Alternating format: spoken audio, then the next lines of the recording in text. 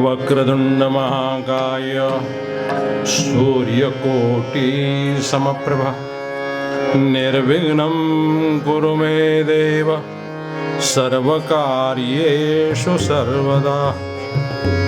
गुरुर्ब्रह्मा गुरुर्विष्णु गुरुर्देवो महेश्वरः गुरुः साक्षात् परब्रह्म तस्मै श्री गुरुवे नमः। सर्वमंगलमांगल्ये शिवे सर्वार्थसाधिके शरण्ये त्र्यंबके गौरी नारायणे नमोस्तुते। ब्रह्मानन्दं परमसुखदं केवलं ज्ञानमूर्तिं द्वन्द्वातीतं गगनसदृशं तत्त्वमस्यादिलक्ष्यम् एकं नित्यं विमलमचलं सर्वधी साक्षिभूतं भावातीतं त्रिगुणरहितं सद्गुरुं नमामि। सतेज दुसरारवी हरिसमान जाचे बल वसिष्ठ सम सर्वदा त्वदीय चित्तते निर्मळ असे असुनिया खरे वरिवरे पिसा भासतो तया गुरु गजानना प्रतिगणो सदा वंदितो। ओम नमो भगवते वेंकटनाथाय स्मरणमात्र संतुष्टाय महाभय निवारणाय महाज्ञानप्रदाय चिदात्मने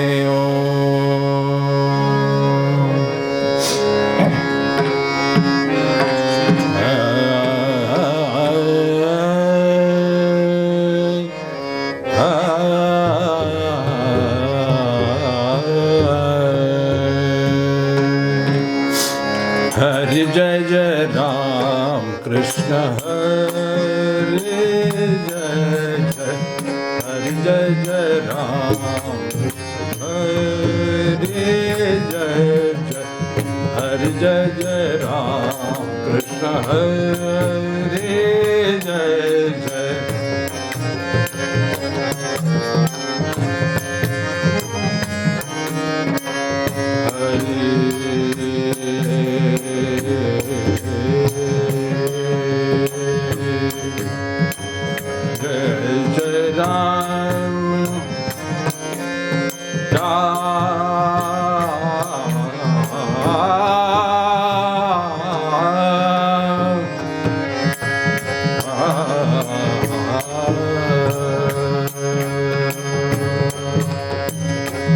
जय जय राम कृष्ण हरे जय जय।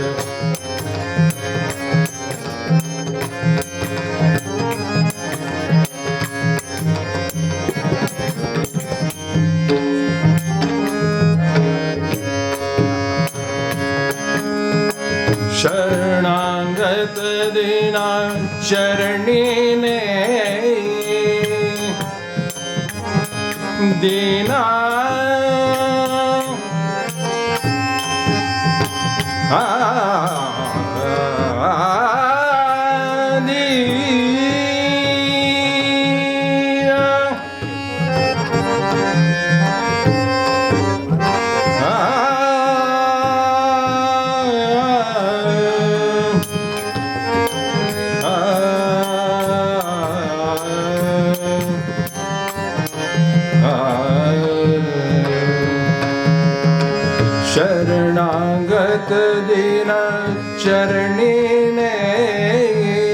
करुणा दृष्टि निहारे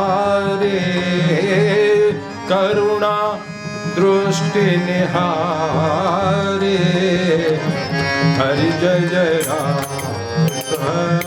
हरि जय जय हरि जय जय हरि जय जय हरि जय जय राम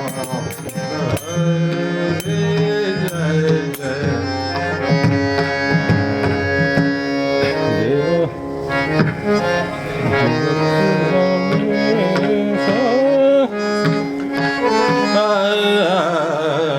ये सद्गुरु राया कीर्तनी ये सद्गुरु राया कीर्तनी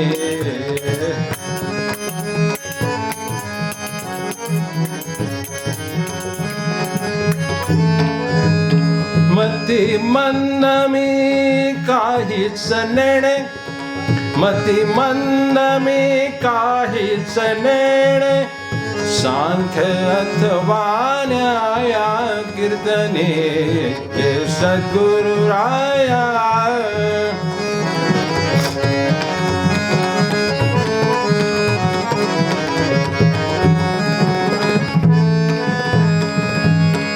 हे नदी न परी मनास वाटे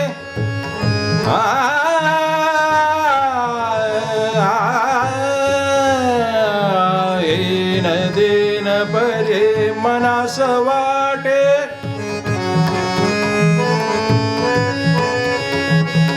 इच्छा तब गुण गाया राया इच्छा तब गुण गाया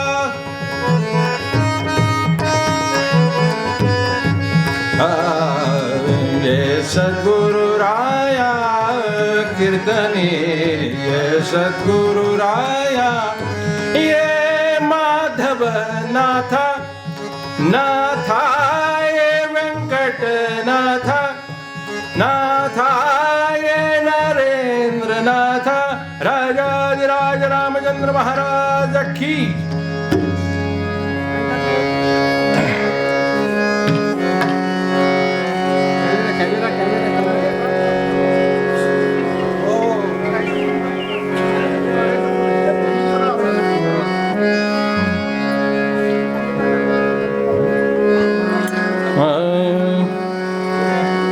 दत्ता मजला प्रसन्न होसी दत्ता मजला प्रसन्न होसी जरी तू वरदेसी तरी मी आनंद मागे तुझला निर्धारून मानसी दत्ता मजला प्रसन्न होसी जरी तू वरदेसी तरी मी आनंद मागे तुझला निर्धारून मानसी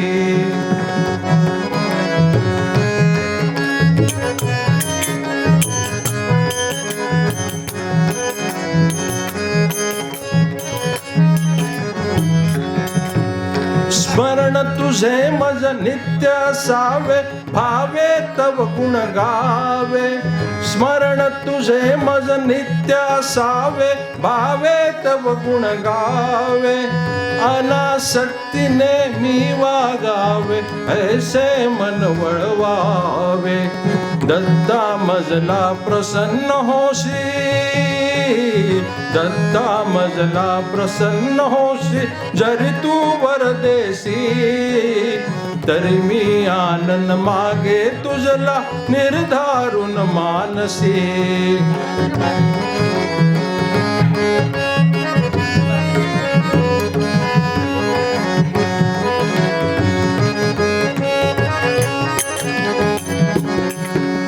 सर्व इंद्रिये आणि मन हे तुझेच हाती आहे सर्व इंद्रिये आणि मन हे तुझेच हाती आहे यास्तव आता तू लवला आहे तत्पदी मन वळवावे दत्ता मजला प्रसन्न होशी दत्ता मजला प्रसन्न होशी जरी तू वरदेसी तरी मी आनन मागे तुझला निर्धारून मानसी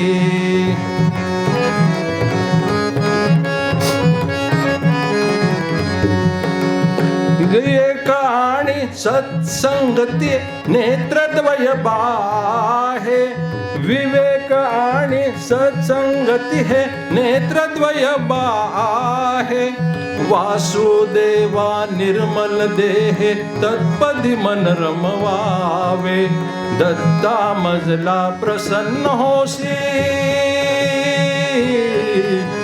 दत्ता मजला प्रसन्न होशी जरी तू वरदेसी तरी मी आनन मागे तुझला निर्धारून मानसी तरी मी आनन मागे तुझला निर्धारून मानसी तरी मी आनन मागे तुझला निर्धारून मानसी अवधूत चिंतन श्री गुरुदेव दत्त दत्त संप्रदायामध्ये ज्यांना आदिगुरु श्री दत्तात्रेयांचा अंशावतार मानलं जातं आणि ज्यांना अत्यंत आदरानं आणि भक्तिभावानं सर्वजण थोरले स्वामी असं म्हणून संबोधतात त्या श्रीमद परिव्राजकाचार्य वासुदेवानंद सरस्वती स्वामी महाराजांचा हे पद आहे. मागणी आहे हे पद म्हणजे मागणी आहे.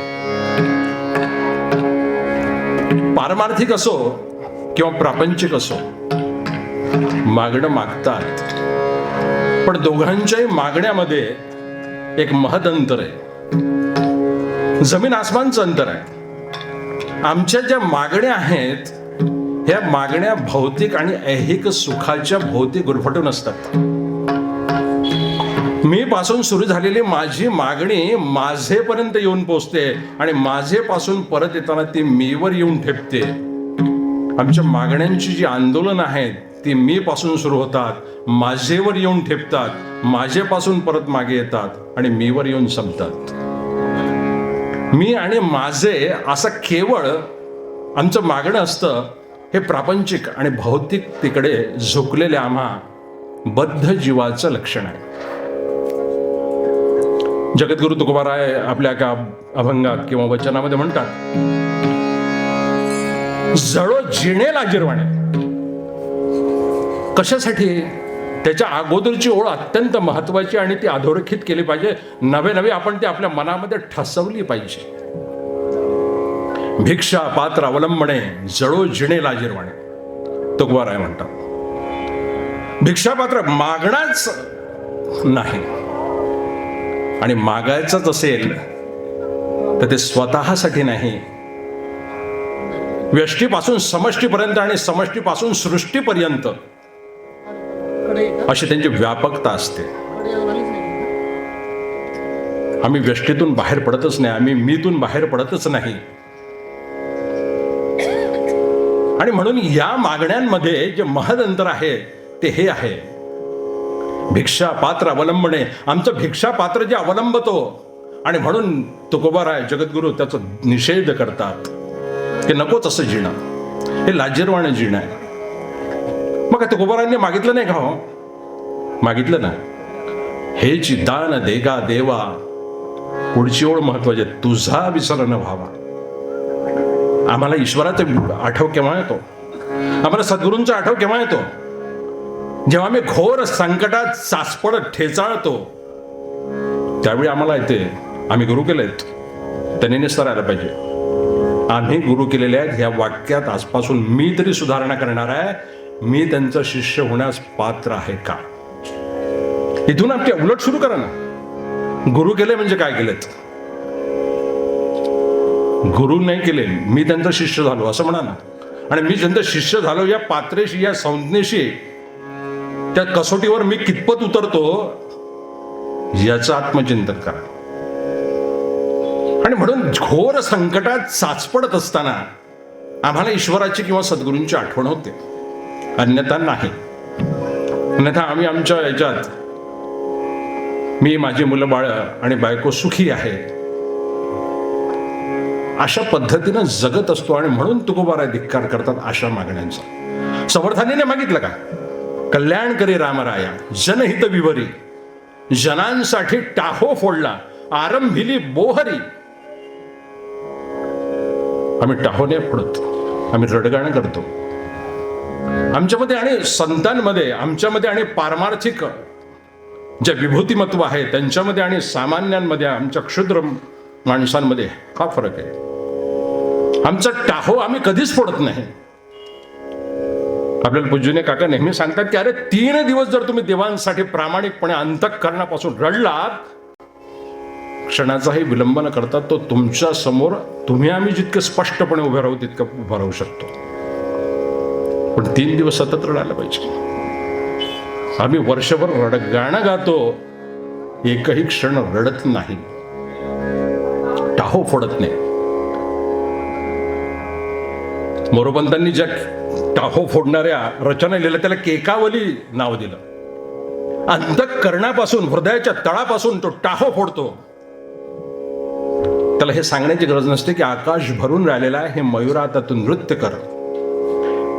माझ्या अंतःकरणाच्या आकाशामध्ये सद्गुरू रायांचं जर भरून येणं असलं तर आपोआप माझ्या उद्गारातून टाहो फोडल्या जाईल, आरंभिली बोहरी. नामदेवांनी मागितलं नाही, अकल्प वायुष्य व्हावे त्या कुळा, माझी हरीच्या विष्णुदासा. पुढे ते म्हणतात, अहंकाराचा वारा न लागो राजसा, अहंकाराचा वारा न लागो राजसा. अहंकाराचा वारा वाहा. नामदेवांनी मागितलं, तुकोबारायांनी मागितलं, समर्थांनी मागितलं, माऊलीने तर विश्वासाठी मागितलं. ज्या विश्वांनी त्यांना होरपळलं, ज्या विश्वासाठी त्यांनी खस्ता खाल्ल्या, त्या विश्वासाठी आपल्या अंतःकरणावर वेदनेचा, द्वेष, मत्सराधिकांचा, क्रोधाचा किंचितसाही ओरखडा उमटून न देता विश्वासाठी प्रसादान मागितलं. आता विश्वात्मके देवे, विश्वात्मक देवाला आळवणी केली. कोणासाठी? तुमच्या आमच्यासाठी. नाथ संप्रदायाची जी स्वानंद सुद्धा आपण दर गुरुवारी त्याचं भजन म्हणतो, त्यामध्ये देखील ही इथं समोर लावलेली प्रार्थना आहे. जाता येता प्रत्येकाने एकदा तरी दिवसभरातून म्हटली पाहिजे, यासाठी ती प्रथम दर्शनी लावलेली आहे. ह्या प्रार्थना, हे मागणं नाही आहे का? नाथ शक्तिपीठाने समस्त नाथ परंपरेला मागितलेलं हे मागणं आहे. ही प्रार्थना वैश्विक प्रार्थना आहे, ग्लोबल पेअर.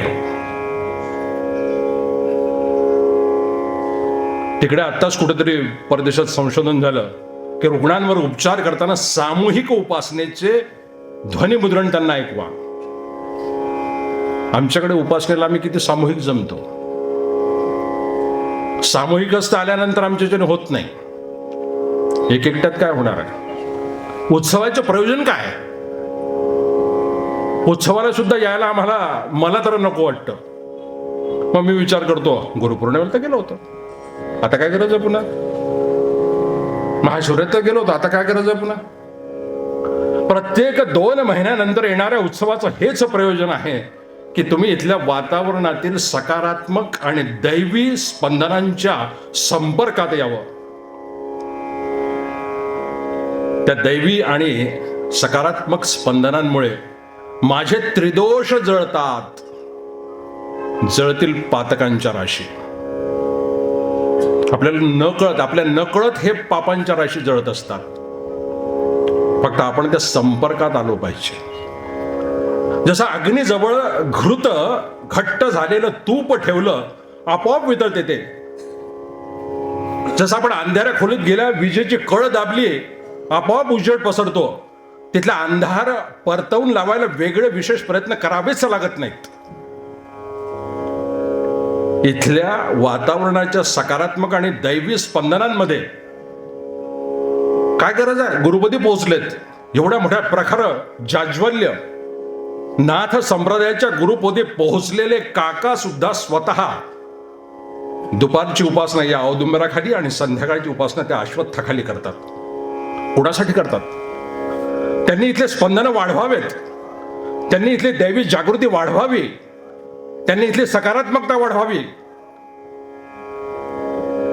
त्यांनी 10 लाख हर्ट्स प्रति सेकंद एवढी ग्लोबल कॉस्मिक आणि अर्थ एनर्जी वाढवावी. काय गरज आहे त्यांना? कोणासाठी वाढवायची? आम्ही जर वर्षभरातून इथे एकदाही यायला तयार नसू, कोणासाठी वाढवायची? याचा विचार मी कधी करतो का? मी करत नाही. माझं हे आत्मचिंतन मांडतोय मी. तुम्हाला कुणालाही तुमच्याकडे बोट करत नाही, आणि केलं असेल तर त्याच वेळी 3 माझ्याकडे येत आहेत. असं चिंतन मांडतोय की मी वर्षभरातून मोठ्या मुश्किलीनं अगदी उपकार केल्यासारखं एखाद्या उत्सवाला येत असेल, दुपारी हॉलमध्ये जाऊन पाहावं, रात्रीसारखं वातावरण. अरे रात्री घोरता तर मान्य आहे, श्रम होतात दिवसभरातले, दिवसा रात्रीसारखं वातावरण. अरे इकडे येऊन बसा, इकडे. आता परवाच्या दिवशी एक सायंटिस्ट असलेल्या व्यक्तीने आपला इथे अनुभव व्यक्त केला. तो म्हणाला माझी ऑक्सिजन लेवल कमी झाली होती, मी ऑक्सिमीटर घेऊन आलो. हे म्हणतात त्यात कितपत तथ्य आहे, आणि सकारात्मक ऊर्जेचा आणि दैवी स्पंदनांचा काय परिणाम होतो? 5 पावलं मुश्किलीनं चालणारा माणूस 100 प्रदक्षिणा घालण्या इतपत एका दिवसात फरक पडला. गुरु नाही जादू चमत्कार काही, शिवोहम शिवोहम ध्वनी अंतरात, सतत ध्वनी अंतरात आहे. आणि म्हणून मागणं जे आहे ते मागताना प्रापंचिकाने त्यांना कळत नाही, काही तर त्यांच्या इच्छेप्रमाणे होऊ द्या, माझं असं होऊ दे, माझं तसं होऊ दे, माझं असं होऊ दे. त्यांना कळतं ना. स्कॅनर आहे ते, डोळ्यांचे डोळे आहेत ते, माऊलींच्या भाषेत सांगायचं म्हणजे. कानांचे कान आहेत त्यांना, डोळ्यांचे डोळे आहेत त्यांना. त्यांना तुम्ही सांगून राहिले माझ्या समस्या आहेत. आपल्या भजनात आहे ना. आणि तशाच प्रकारचा एक उर्दूतच शेर आहे कि चीटी के पैरों के घुंघरू की भी आवाज वो सुनता है, तेरी नहीं सुनेगा. मुंगीच्या पायात बांधलेल्या घुंगरांचा आवाज सुद्धा तो ऐकतो, तुझी व्यथा त्याला समजणार नाही. सांगायचीच गरज नाही. उभा राहा ना, मौन. त्यांनाही बोलू देऊ नका आणि तुम्ही बोलू नका. काही वेळा आपल्यापैकी सर्वांनाच त्यांनी सांगितलेलं आहे की नुसतं तुम्ही मी ज्या गादीच्या खोलीत बसतो तिथे बसा, काही बोलू नका, काही मागू नका, या बसा, चालले जा. गुरु कृपा करतात ते मौनातून करतात, स्पर्शातून करतात, नजरेतून करतात. अनेक अनेक प्रकार आहेत. आणि म्हणून ह्या सगळ्या गोष्टी लक्षात ठेवून आपण स्वतःला प्रश्न विचारला पाहिजे की असं मागणं आपल्याला मागता येईल का? या मागण्याचा हेवा केला पाहिजे आपण. सगळं विसरा, सगळं विसरा. हे फक्त मागण्या लक्षात ठेवा की मागायचंच आहे ना, तर कसं मागितलं पाहिजे, केव्हा मागितलं पाहिजे आणि कोणाला मागितलं पाहिजे. साहेबासी लोटांगण आणि देवासी नसावे साधे नमन. समर्थ रोकडा सवाल विचारतात. माझी स्थिती तीच आहे ना. ह्या सगळं मागणं कसं मागितलं पाहिजे, काय याचे वस्तुपाठ आहे ते. वासुदेवानंद सरस्वतीने दत्ता मजला प्रसन्न होसी अगदी जाणीवपूर्वक म्हटलेलं आहे. आणि काय ताकद आहे पहा शब्दांची. प्रसन्न होसी जरी तू देशी, अधिकार आहे की तुम्हाला प्रसन्न होणारच आहे. आणि जरी तुला द्यायचंच असलं ना तर काय देईल, मी काहीच नाही मागणार तुला. आणि म्हणून ते स्मरण तुझे मज नित्य असावे. काय शास्त्र सांगतं की ज्या ठिकाणी आपले गुरु असतील, ज्या ठिकाणी आपल्या गुरूंचं घर असेल, ज्या ठिकाणी आपल्या गुरूंचं पीठ असेल, त्या दिशेला प्रातःकाळी उठल्यानंतर आपलं सन्मुख व्हावं. म्हणजे आपला चेहरा तिकडे करावा आणि नमस्कार करावा. तो आपोआप इथपर्यंत येऊन पोचतो. मग मी अगदी चेन्नईत, अमेरिकेत, जगाच्या पाठीवर कुठे का असे ना, शास्त्र सांगतं की नमस्काराचा हा नियम. गुरु सन्मुख होऊन नमस्कार करा. गुरुपीठापर्यंत जाऊन पोचतो, गुरूंपर्यंत जाऊन पोचतो. माऊलीने किती सुंदर पूजा सांगितली. जिवंतपणे तर सेवा आणि सान्निध्य आहेच आहे. सेवेने लाभते जीवा शक्ती अद्भुत केवळ. पाठ सगळं आहे पण त्याच्याकडे माझी पाठ आहे. माऊलींनी सांगितलं की जिवंतपणी तर मी त्यांचं सेवा सान्निध्य करेल, त्यांनी सांगितलेली उपासना साधना करेलच करेल, पण गेल्यानंतरही माझा हा देह मातीत मिसळल्यानंतरही माझ्यातलं जे अग्नितत्व आहे ते त्या निरांजनेमध्ये मिसळू दे, ज्या निरांजनेने माझ्या सद्गुरूंचं औक्षण केलं जाईल. माझ्यातलं वायुतत्व त्या वाऱ्याच्या झोतामध्ये मिसळू दे की जी झुळक माझ्या सद्गुरूंच्या अंगावरून जाईल आणि त्यांना शांत वाटेल. माझ्यातलं जलतत्व त्या जलामध्ये मिसळून जाऊ दे की ज्या जलाने माझ्या सद्गुरूंचे पाय प्रोक्षण केले जातील किंवा पायांना अभिषेक होईल. माझ्यातलं आपतत्व त्या पृथ्वी तत्वात मिसळून जाऊ दे ज्यावर माझे सद्गुरू उभे राहतील, आपली चरण ठेवतील. हे आपल्यात असणारे पंचमहाभूत आपण गेल्यानंतरही सद्गुरूंच्या सेवा आणि सान्निध्यासाठी कारणी लावू शकतो, हे ज्ञाननाथांनी आम्हाला सांगितलं. आजपासून मी तरी एक वर्षभरात पुढचा नियम करणार आहे की माझ्या सद्गुरूंनी लिहिलेली 4 पुस्तकं आहेत. एक आत्मोन्नती आहे, एक खेळ प्रार्थनाचं की पूर्वसंचिताचं आहे, एक नवनाथ बोधामृत आहे आणि योगेश्वरानंद छायत आहे. याचं कधी मी वाचन केलं का? माझं नाही वाचन झालं. 4 पुस्तकं तिथे ठेवलेली आहेत, ती मी माझ्या पैशाने विकत घेतली, कोणी मला सप्रेम भेट दिली याची अपेक्षा न करता. अनेक ठिकाणी आपला अनेक डॉक्टरकडे गेलो तो चुपचाप आपण बिल देऊन मोकळं होतो. तिथे नाही काही, ती 4 पुस्तक माझ्या पैशाने विकत घेईल, ती वाचेल. माझे पंथ, माझी परंपरा, मी अनुग्रहित झालो त्या क्षणाला माझा जन्म झाला. एकदा मातेच्या उदरातून झाला, एकदा मौंची बंधनानंतर झाला, एकदा अनुग्रहानंतर झाला. मग मी ज्या कुळात जन्माला आलो तिथं माझ्या बापदाद्यांची माहिती मला नाही पाहिजे? माझं 7-12, माझी इस्टेट कोणती आहे, काय आहे ते माहित नाही पाहिजे मला? ती परंपरा माहित कुठून होईल? पंथाचं सामर्थ्य माहित कुठून होईल? या शक्तीपीठाविषयी येऊन बोला म्हटल्यानंतर 10 मिनिटं आपण दुसऱ्याला काय सांगणार? जर हे वाङ्मय जर आपण वाचू, त्याचं पारायण करू, तर मग आपल्याला सांगता येईल की माझी प्रखरनाथ संप्रदायाची, मी त्या पंथात जन्माला आलो आहे. मोठ्या अभिमानानं सांगतात. आपल्याला आपली परंपरा माहीत झाली की एक स्वाभिमान होतो, घराण्याचा स्वाभिमान असतो. हा, माझं घराणं, त्या घराण्यात जन्माला आलोय. हे सगळं जे आहे संतांनी आपल्या सगळ्या नाममुद्रा त्यांच्या गुरूंच्या नावाने घेतलेल्या. विशेष करून जनार्दनांनी, एक जनार्दन स्वामींची मुद्रा एकनाथ महाराजांनी गेली. 4.5 वर्ष होतात महाराजांना आज. जेव्हा दत्तांचा त्यांना साक्षात्कार झाला, आपल्या गुरूंसोबत गेले. काल शास्त्रीबांनी त्यांच्या कीर्तनामध्ये हा भाग घेतला होता, तो मी पुन्हा घेत नाही. फक्त एवढंच सांगतो की तो गलिच्छ आणि घाणेरडा मांसाचा तुकडा आणि आपले सद्गुरू खातात तरी कसे या फकीरासोबत, या मलंग विषातल्या कळकटल्या माणसासोबत कशी काय त्यांची एवढी, अरे समजच ना त्याला. तो असा दूर उभा आणि एक्झॅक्ट कसा तरी तिरस्कार नजरेने पाहतो, पण गुरु आहेत, समजे पण नाही. आणि मग जेव्हा बळे जनार्दन स्वामींनी त्यातला एक घास, सद्गुरु केवळ देत असे कवळ प्रकाशाचा.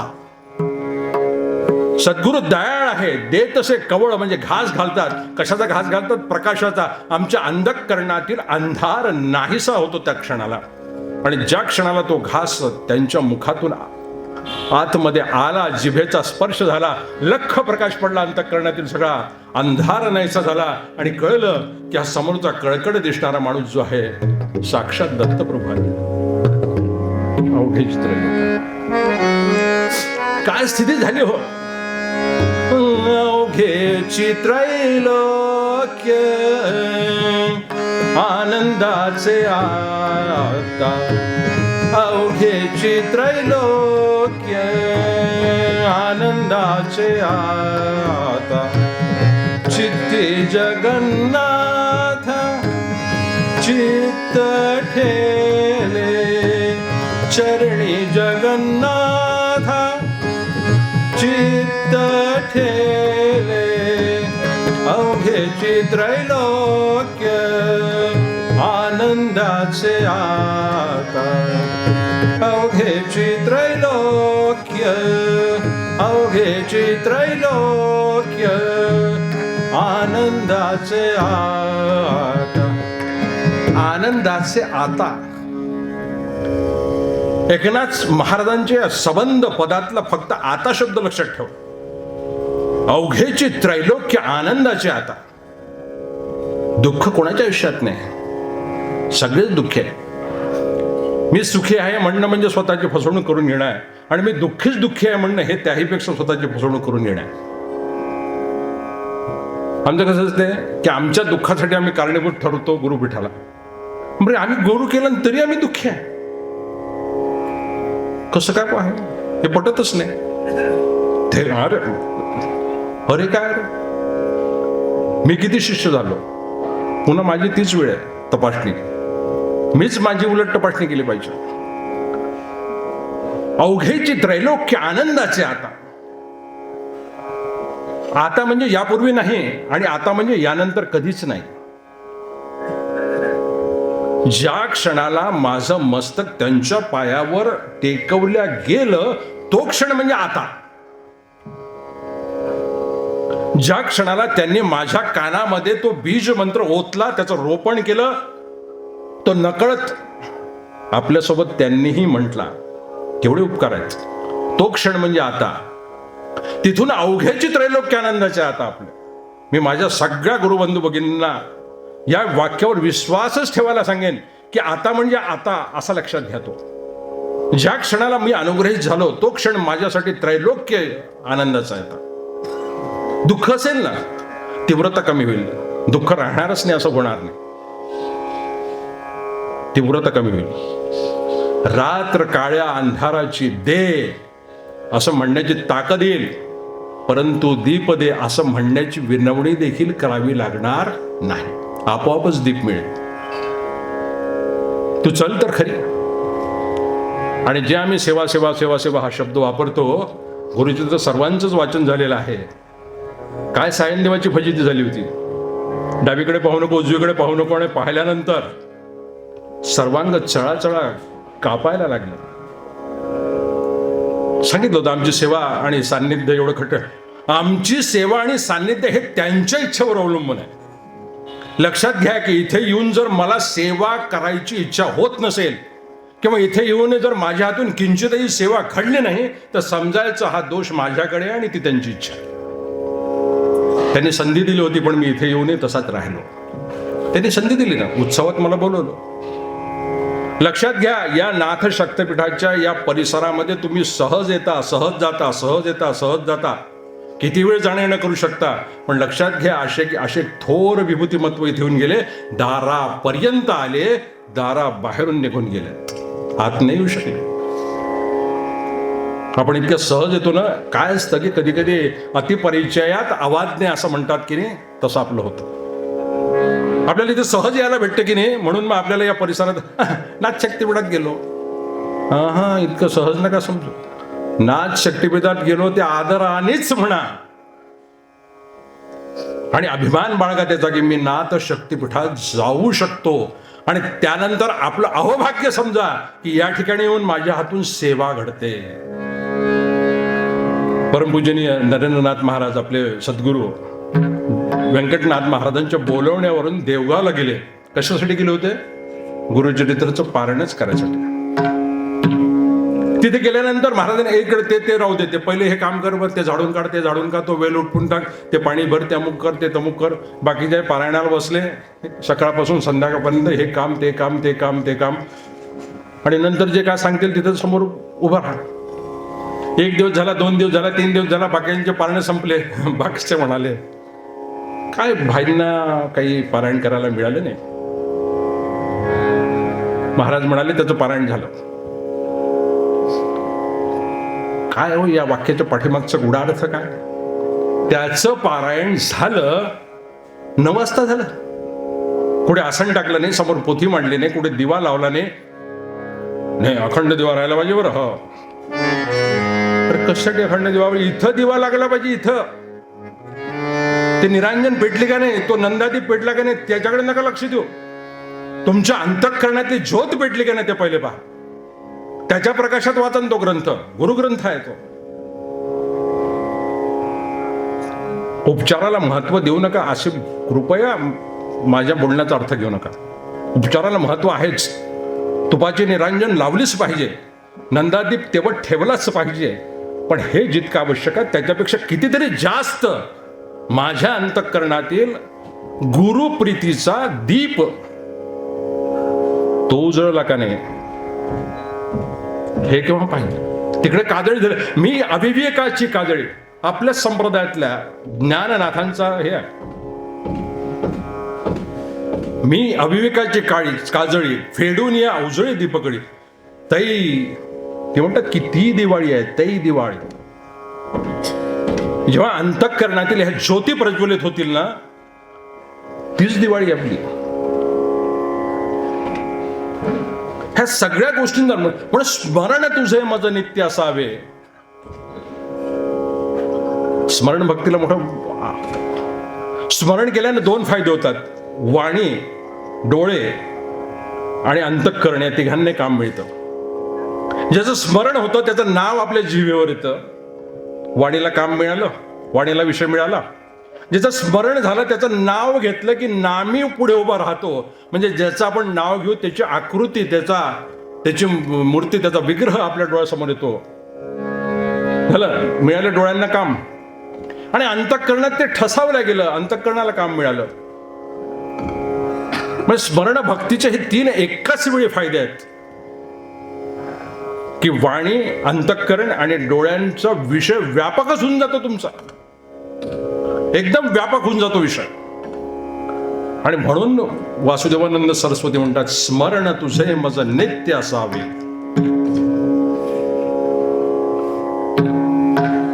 गावे तव गुण भावे. इथले गुण गाण्याची इच्छा माझ्या मनामध्ये तीव्रतेने निर्माण होते. आणि म्हणूनच मी म्हणलो की ती पुस्तकं वाचल्याशिवाय इथलं गुणगान कसं करणार, इथली परंपरा समजणार. मी कुठल्या परंपरेत जन्म घेतला. शक्तीपीठ म्हणजे काय? शक्तीपीठ म्हणजे केवळ अरे काय बांधलं बाबा, 3 मजली. हा हा हा हा. सकाळी बसायला त्रास होते, कमोडा, नंतर मोड आलेले धान्य. अरे 12ची वेळ चुकत नाही ना. नैवेद्य, गोड पदार्थ. 4ची वेळ ती तर मुळीच चुकत नाही, चहा आलाच पाहिजे. 8, 8:30 वाजता अरे संध्याकाळचं जेवण सुद्धा. हा हा हा. म्हणजे मधात कुठे दर्शन, भजन, काकडा या गोष्टीचं नावच येत नाही. काय बांधलं आणि काय व्यवस्था आहे, काय पॉश झालं. हे म्हणजे नाथ शक्तीपीठ नाही आहे. नाथ शक्तीपीठ म्हणजे इथं निर्माण होणाऱ्या ऊर्जेची स्पंदनं, सकारात्मकता, इथली दैवी शक्ती, इथे असलेला चैतन्य व्यंकटनाथ महाराजांचं अधिष्ठान, इथे असलेला आदिगुरु भगवान दत्तात्रेयांच्या पाठीशी उभा असलेला हा स्वयंभू औदुंबर वृक्ष. या पंथाच्या जालिंदर नाथांनी ज्या वृक्षाखाली शाबरी विद्या सिद्ध करण्यासाठी हवन केलं होतं तो नागाश्वत्थ वृक्ष नैऋत्यला. या ठिकाणी परमपूजनीय काकांचं असलेलं अस्तित्व, त्यांचं अधिष्ठान, त्यांची ऊर्जा, त्यांचं मार्गदर्शन म्हणजे नाथ शक्तीपीठ आहे. नाथ शक्तीपीठ म्हणजे भिंती नाहीत. नाथ शक्तीपीठ म्हणजे इथली अतिशय सुंदर आणि 5 स्टार 3 स्टार व्यवस्था नाही. पण खाली नाही झोपू दिलं बा. हा, प्रत्येकाला गाद्या मिळाल्या. तुम्ही तर हे म्हणता आम्ही एक पायाशी घेतली नाही, डोक्याशी घेतली, अंथरली तर होतीच. हे म्हणजे नाथ शक्तीपीठ नाही आहे. ही व्यवस्था म्हणजे नाथ शक्तीपीठ नाही आहे. नाथ शक्तीपीठाविषयी माझ्या मनातली आस्था महत्वाची आहे. इथल्या व्यवस्थेची किंमतच करू नका. तुम्ही इथे व्यवस्था करायला कोणाची आली आहे? तुमची व्यवस्था इथे करायची. मी इथे माझं भलं करून घेण्यासाठी आलो आहे. मी भिक्षा पात्र, मी झोळी पसरून आलेलो आहे इथे. आणि म्हणून स्मरण तुझे माझं. स्मरण केव्हा करू? जेव्हा आम्ही त्या गाथा वाचू, त्याशिवाय नाही वाटणार. जेव्हा आमची परंपरा माहीत करून घेऊ, प्रत्येक नाथांचं चरित्र माहीत घेऊ. आणि गुरुचरित्र अखंड गुरुप्रवाह आहे. सगळ्यांचं वाचन झालेलं आहे. पहा, तो एक गरीब बिचारा ब्राह्मण 3 महिने वाट पाहतोय. आपल्या गाठोड्यामध्ये 4 लोकांची शेदोरी जेमतेम असावी, समाराधनेच्या गोष्टी करतायत. बाकीचे टिंगल टवाळी करतायत, हसतायत. रोज म्हणाले मिष्टांना झोडतो आडव्या उभ्या हाताना, पसरतो. हा मस्त. हा का रे, कधी जेव घालणार बाकीच्यांना? एक दिवस महाराज पाहतात आणि बोलवतात, अरे का रे बाबा, तू आणलेस, त्याचं काय करण्याचं ठरवलं? 3 महिन्यानंतर याचा नंबर. फार खुश होतो. महाराज, आपण फार मोठी संधी दिली. जातो बिचारा, पाक करतो, खरोखरच 4 माणसांचा पाक.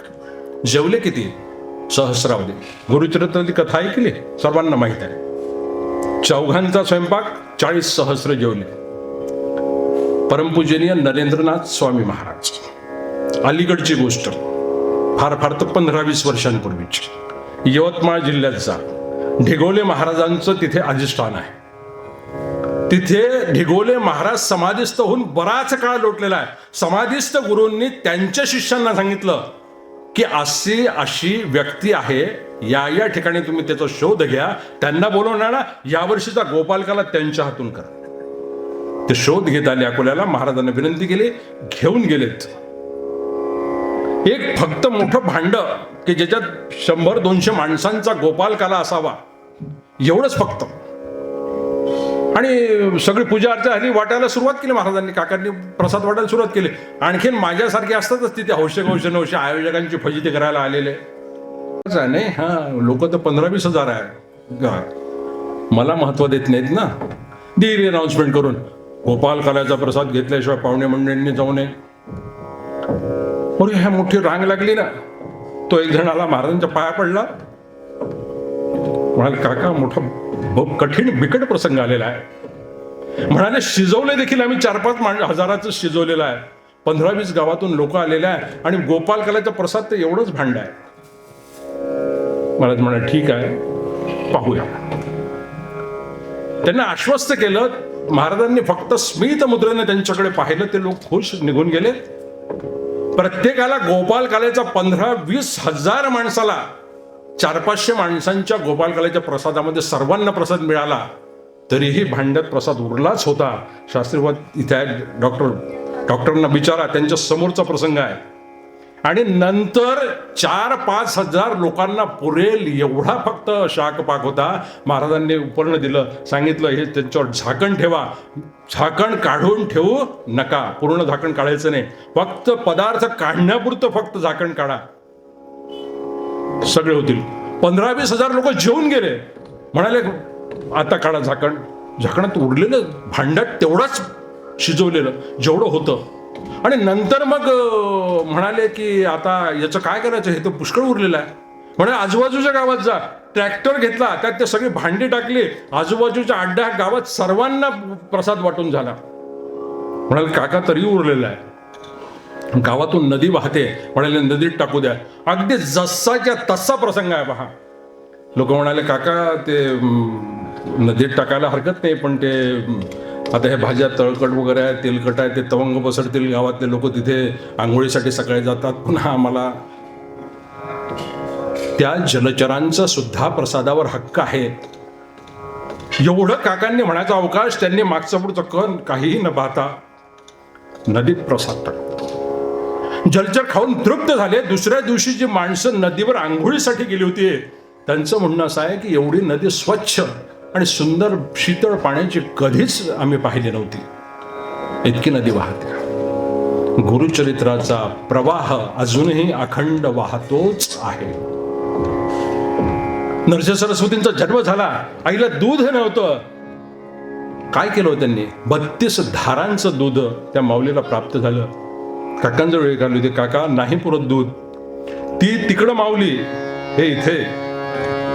विभूतीचं फक्त त्या दिशेला पहा, प्रत्यक्षात समोर नाही. ज्या दिशेला ती माऊली होती त्या दिशेला फक्त काकांनी विभूती शिंपडली, प्रोक्षण केलं तिचं. त्या माऊलीला दुधाचा पाना अनावर झाला.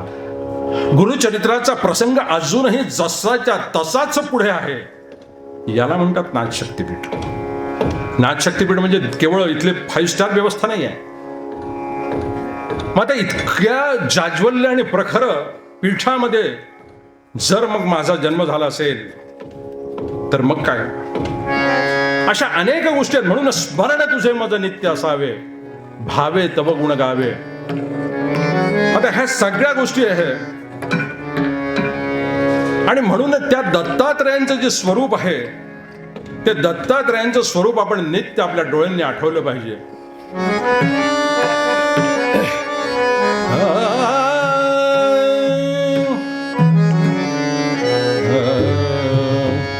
नमो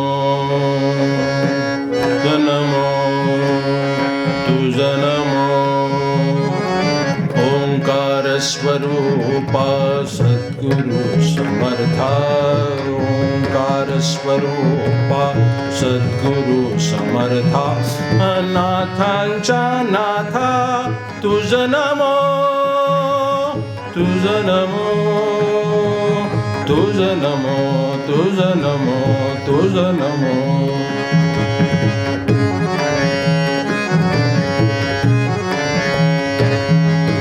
एका जनार्दनी गुरु परब्रह्मा एका जनार्दनी गुरु परब्रह्मा तयाचे परिणाम सदा मुखी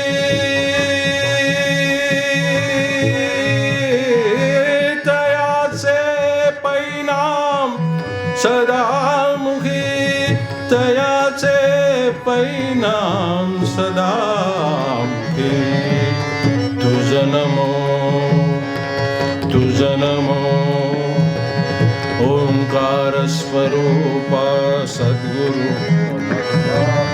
ओंकार स्वरूपा सद्गुरु समर्था अनाथांच्या नाथा तुझ नमो तुझ नमो तुझ नमो तुझ नमो तुझ नमो. त्या सद्गुरु दत्तात्रयांचा नित्य आठवण नित्य स्मरण जर आपण आपल्या मनामध्ये केलं, ते रूप जर आपल्या चित्तामध्ये आपण ठसवलं, तर खरंच आपण सर्व अंतर्बाह्य उजळल्या जाऊ, यात तिळमात्रही संशय राहणार. पंचमहाभूतांचा एक विषय सांगून आपण आपल्या पूर्वरंगाला या ठिकाणी थोडंसं विराम देऊ, उत्तरंगाकडे जाऊ. पंचमहाभूतांची कृपा आपल्याला जन्माला घालण्यापासून अगदी शेवटपर्यंत आवश्यक आहे. गर्भात ज्या क्षणाला आपल्याला जीव प्राप्त झाला, त्या जीवाला त्या क्षणापासून अगदी सरणापर्यंत पंचमहाभूतांची आवश्यकता असते. आणि ह्या पंचमहाभूतांना शास्त्रकार जड मानत नाहीत. त्या त्यांच्या देवता आहेत. अग्नीची देवता आहे, जलाची देवता आहे, वायूची देवता आहे, पृथ्वीची देवता आहे. ह्या सगळ्या देवता आहेत. आणि सगळ्या त्या देवता तुम्हाला सानुकूळ केव्हा होतात? जेव्हा श्री गुरु आपल्याला सानुकूळ होतील तेव्हा. आणि अशा सद्गुरु दत्तात्रयांना आपण, आणि हे सगळे जे सध्याचे सद्गुरु आहेत, जे आपल्या आपल्या पीठावर सद्गुरु म्हणून कार्य करतात, हे सगळे दत्तस्वरूपी आहेत. आणि अशा सगळ्या दत्त सद्गुरूंना नमन करून आपण 4थ्या अध्यायातल्या तो जन्माचा जो प्रसंग आहे, तो जन्माच्या प्रसंगाच्या ओव्या सर्वांच्या वतीनं इथे मी पठण करतो.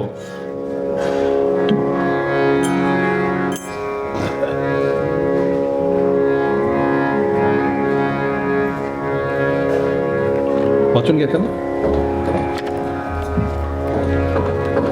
श्री गणेशाय नमः. श्री सरस्वत्यै नमः. श्री गुरुभ्यो नमः. ऐशी शिष्यांची विनंती, ऐकोनी सिद्ध काय बोलती, साधू साधू तुझी भक्ती प्रीती पावो गुरुचरणी. एक शिष्य चूडामणी, धन्य धन्य तुझी वाणी. आठवितसे तुझ्या प्रश्ने, आदि मध्य अवसानक. प्रश्न केला बरवानिका, सांगेन तुझे विवेका. अत्रि ऋषीच्या पूर्वका, सृष्टी उत्पत्ती पासोने. पूर्वी सृष्टी नवती काही, जलमय होते सर्वा ठाई. आपो नारायण म्हणती पाही, वेद बोलती याची कारणे. आपो नारायण आपण, सर्वा ठाई वासपूर्ण. बुद्धी संभवे प्रपंच गुण, अखंड निर्मिले हिरण्यवर्णे. तेची ब्रह्मांड नाम जाहले, रजोगुणी ब्रह्मयासी निर्मिले. हिरण्य गर्भ नाम पावले, देवता वर्ष एक होते. तेची ब्रह्मांड देखा, फुटोनी शकली झाली द्वैका. एक आकाश एक भूमिका, होनी ठेली दोन शकले. ब्रह्मा तेथे उपजोनी, रचली 14 ही भुवने. दाही दिशा मनस वचन, काम क्रोधादी सकळ. पुढे सृष्टी चारा रचावयासी सप्तपुत्र उपजवी मानसी नामे सांगेन प्रियसी साताई जण ब्रह्मपुत्र मरिची अत्र्यंगिरस पुलस्त पुलह कृत वसिष्ठ सप्तपुत्र झाले श्रेष्ठ सृष्टी करता ब्रह्मादान सप्तपुत्रामधील आत्री तेथून पीठ गुरुसंतती सांगेन एक चित्ती सौभाग्यवंता नामधारका अत्रि ऋषींची भार्या नाम तिची अनुसया पतिव्रता शिरोमणिया जगदंबा तेची जाण तिचे सौंदर्य लक्षण वर्णू शकेसा कोण जिचा पुत्रचंद्र आपण तिचे रूप केवी सांगो पती सेवा करी बहुत समस्त सुरबर भयचिकित स्वर्गैश्वर्य घेईल त्वरित म्हणून चिंतती मानसी इंद्रादी सुरवर मिळवणे त्रिमूर्ती पाशी जावणे विनवितात प्रकाशोनी आचार अत्रि ऋषींचा इंद्र म्हणे स्वामिया पतिव्रता स्त्री अनुसया आचार जिजागम्य काय सांगो विस्तारोने पतिसेवा करी भक्तिसी मनोवाक कार्य कर्मेसी अतिथिपूजा महाहर्षे विमुख नव्हे कवणे काळी तिचा आचार देखोनी सृष्टी भीतसे गगनी उष्णतिसी लागे म्हणून मंद मंद तापसजे अग्नी झाला ती भीत शीतळ असे वर्तत वायू झाला भयचकित मंद मंद वर्ततसे भूमी आपण विवनी देखा नम्र जाहली तिच्या पादुका शाप देईल म्हणून एका समस्त आम्ही भीतसो नेणो घेईल कवण स्थान कवण देहाचे हिरोन एखाद्याशी वरदेतून क्षण तेही अमते मारू शके त्यासी करावा उपायो तू जगदात्मत देवरावो आईला आमचा स्वर्ग ठावो म्हणून तुम्हाला असो न कराल जरी उपावयासी सेवा करू आम्ही तिसी तिच्या द्वारी हरनिशी राहू चित्त धरुनिया ऐसे एकोणी त्रयमूर्ती महाक्रोधे कापती चला जाऊ कैसी सती पतिव्रता म्हणता ती व्रतभंग करून तिशी ठेवणे येऊ भूमीसी अथवा वैवस्वतलयासी पाठवू म्हणून निघाले वास पहावयासी सतीचे त्रयमूर्ती वेशधरती भिक्षुकायचे आश्रमाले अत्रीचे अभ्यागत होणे ऋषी करावया गेला अनुष्ठान मागे आले त्रयमूर्ती आपण अनुशयसी आश्वासून अतिथी आपण झालो म्हणते क्षुदे करून बहुत पिडवणी आलो आम्ही ब्राह्मण तरी तो द्यावे सत्यान्न अथवा जाऊ आणि कठाया सदा तुमच्या आश्रमात संतर्पण अभ्यागत ऐकली आम्ही कीर्ती विख्यात म्हणून आलो अनुसये इच्छा भोजन दान तुम्ही देता म्हणून ऐकू आम्ही ठाकोनी आलो याचिकामी इच्छा भोजन मागावया इतुके ऐकुनी अनुसया नमन केले अतिविनया वैसकार करोनिया शालन केले चरण त्यांचे अर्ध्यपाद्य देऊन त्याशी गंधाक्षता पुष्पेसी सवे म्हणती हर्षी आरोगण सारीजे अतिथी म्हणती तैवेळी करोनी आलो आपण आंघोळी ऋषी येथील बहुता वेळी त्वरित आमासी भोजन द्यावे वास पाहुनी अतिथींचे काय केले प्रतिवर्ते ठाय घातले त्वरित केला तेथे बैसकार बैसवन्या पाटावरी हृदयशी पात्राविदार करी घेऊन आली अनुसया नारी शाकपाक तैवेळी तिशी म्हणती ओ नारी आम्ही अतिथी आलो दुरी एकोनी तुझे रूप सुंदरी अभिष्ट मानसी आणिक वसे नग्न होणे आमासी अन्न वाढावे परियसी अथवा काय निरुपदेशी आम्ही जाऊ नाही तरी ऐकून अतिथींचे वचन अनुसया करे चिंतन आले विप्र पहावया मन पुरुष कारणे कौतील पतिव्रता शिरोमणी विचारकनी अंतःकरणे अतिथी विमुख तपोहाने पतिनिरोपके विलंगू माझे मन असे निर्मळ काय करील मनमथ खळ पतीचे असे जरी तपफळ तारील मज म्हणत असे ऐसे विचारून मानसी तथास्तु म्हणे तयासी भोजन करा स्वचित्तेसी वाढीने नग्न म्हणत असे पाकस्थाना जाऊन आपण चिंतन करी पतीचे वस्त्रे फेडून झाले नग्न म्हणे अतिथी माझी बाळ नग्न होनी सती देखा घेऊन आली अन्नोदका तव तेची झाले बाळका ठाया पुढे लोळती बाळके देखून अनुसया भयचकित होऊन पुनर्विवस्त्रेने सुनिया आली तया बाळकापाशी रोदन करिता ती तिन्ही बाळे अनुसया राहावी वेळोवेळे क्षुधार्थ झाली केवळे म्हणून कडे घेतले कडे घेऊन बालकासी स्तनपान देतसे हर्षी एक सोडून एकासी निवारण करी क्षुधेचे पहा पा नवल काय घडले त्रयमूर्तीचे बाळक झाले स्तनमान मात्र क्षुधा गेली तपफळ ऐसे पतिव्रतेचे ज्याचे उतरी 14 भुवने सप्त समुद्र वडा वाग्न त्याची क्षुधा निवारण पतिव्रता स्तनपान मात्रे चतुर्मुख ब्रह्मयासी सृष्टी रचणे अहिर्निशी त्याची क्षुधा स्तनपानेशी केवी झाली निवारण भाळाक्ष कर्पूरगौर पंचवक्त्र काळाग्निरुद्र स्तनपान करवी अनुसया सुंदर तपस्वी हो अत्रेचा अनुसया ऐशी अत्रीची रमणी न होती मागे ऐकली कवणी त्रयमूर्तींची झाली जननी ख्याती झाली त्रिभुवना अवधूत चिंतन श्री गुरुदेव दत्त श्रीपाद श्री वल्लभ श्री नरसिंह सरस्वती स्वामी महाराज की जय. अवधूत चिंतन श्री अवधूत चिंतन श्री अवधूत चिंतन श्री.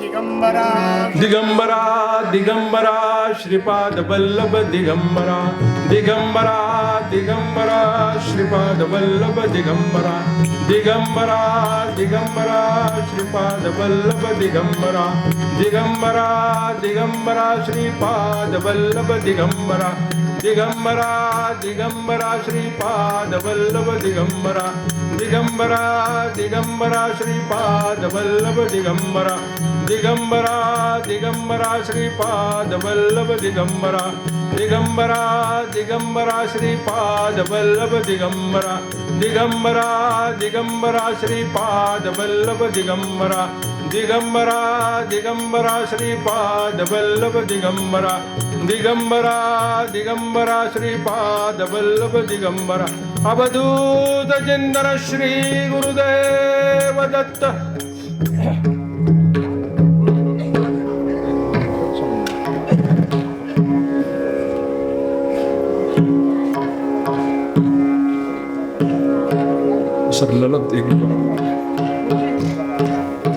सर्वजण आपल्या स्थानावर बसू शकतात. 1-2 मिनिटाचा कथाभाग झाल्यानंतर आपण आपल्या आजच्या कीर्तनाला पाळण्याने विराम देऊ.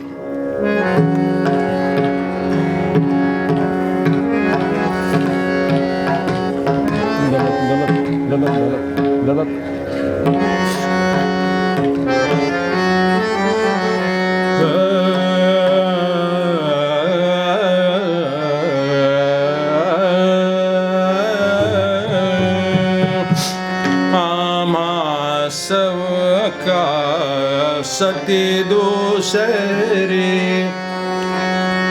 दत्तात्रयांचा अवतारच मुळात अहंकाराचा नाश करून काम क्रोधादी विकारांना विराम देऊन त्यांना समूळ निखंदून आपल्याला अंतर्बाह्य उजळून टाकण्यासाठी झालेला आहे. आणि म्हणून त्या गुरुकृपा जोपर्यंत होत नाही तोपर्यंत काम क्रोधादी विकार आमच्या अंतःकरणातून बाहेर नाश पाऊच शकत नाहीत. त्या तिघाही माऊलींना तिकडे लक्ष्मी तिकडे इंदिरा आणि तिकडे तिघींनाही गर्व झाला होता की आमच्यासारखं दुसरं कोणीच नाही आहे भूतलावावर नाहीच त्रिभुवनात नाही 14 भुवनांमध्ये सुद्धा नाही. पण ते नारद आले आणि म्हणाले तसं नाही बरं पाहिली आहे मी. पाहिली आहे काय म्हणतोस आमच्यासारखी बघ बरं एकदा आमच्याकडे बघून घे. तुम्हाला तुमच्याकडे काय बाकी तर आई रोजच पाहतो. समसती दुसरी का पाहिली आम्हा समसती दुसरी का पाहिली रती सम सुंदर रूपे नटली रती सम सुंदर रूपे नटली आम्हा समसती दुसरी का पाहिली आम्हा समसती दुसरी का पाहिली मुनिवर सांग सांग रे खरो खरी आम्हा समदुसरी आम्हा समदुसरी सती का पाहिली. अरे बघ जरा कोणाला नाही आई तुम्हाला राग नका येऊ देऊ पण खरंच पाहिली. कोण आहे अत्रि ऋषींची पत्नी. इथे ते आश्रमात जाऊन पहा. घरी आले तिघे आणि तिघांचे एकच. यांना समजच ना आज काय झालं. होण्याचं कारण दुसरं काहीच नाही. माणसाला क्रोध येतो त्याच्या पूर्वी त्याचा अहंकाराचा फणा आणि तोच जर वेळ ठचला गेला नाही तर सर्वनाश आहे. आणि म्हणून या तिघांनीच सांगितले किंवा यांना सांगून समजणार नाही तसं प्रत्यक्षात आपण घडूनच दाखवलं पाहिजे. आणि म्हणून त्यांना माहित नव्हतं काय अरे ब्रह्मांड ज्यांनी निर्माण केलं, उत्पत्ती स्थिती लय ज्यांच्या हातात आहे, त्यांना काय कल्पना नव्हती की पुढचा येणारा क्षण आणि त्या कोणत्या क्षणाला आपल्याला साजरं जावं लागेल. परंतु ते तिघेही आलेत आणि तिची बाळ होण्यात या त्रिभुवन मूर्तीला धन्यता मानावी असं पातिव्रत्य त्या महामुनींच्या भार्येचं होतं. आणि म्हणून अनुसया माता की, अनुसया मातेचे आपण उपकार मानले पाहिजे की जिच्या पातिव्रत्याच्या तेजामुळे आम्हाला स्थिती उत्पत्ती लय आणि ब्रह्मा विष्णू महेशाचा अंशावतार एकत्रित एकवटला आणि दत्त प्रभूंची आपल्याला सर्वांना प्राप्त झाली. आणि म्हणून अशा रीतीनं पाळणा घेतला,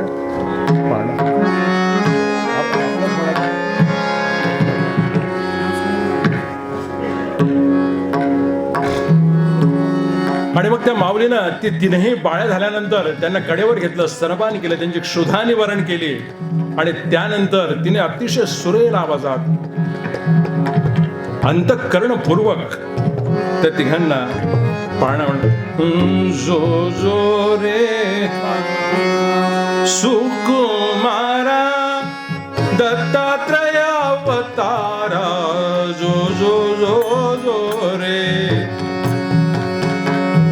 कमलासन विष्णू त्रिपुरारी, अत्रि मुनींचे घरी सत्वहरू आले, नवलपरी भ्रमकवडीला दूरी, जो जो जो जो रे हर्ष झालासे त्रिभुवनी, राहे ऋषींचे सदनी, बाळा जो जो रे प्रसन्न त्रिमूर्ती, पुत्रत्वा पाऊन मनी हर्षी, बाळा जो जो रे पालख बांधविला सायासी, निर्गुण ऋषीचे वंशी, बाळा जो जो रे पुत्र जन्मला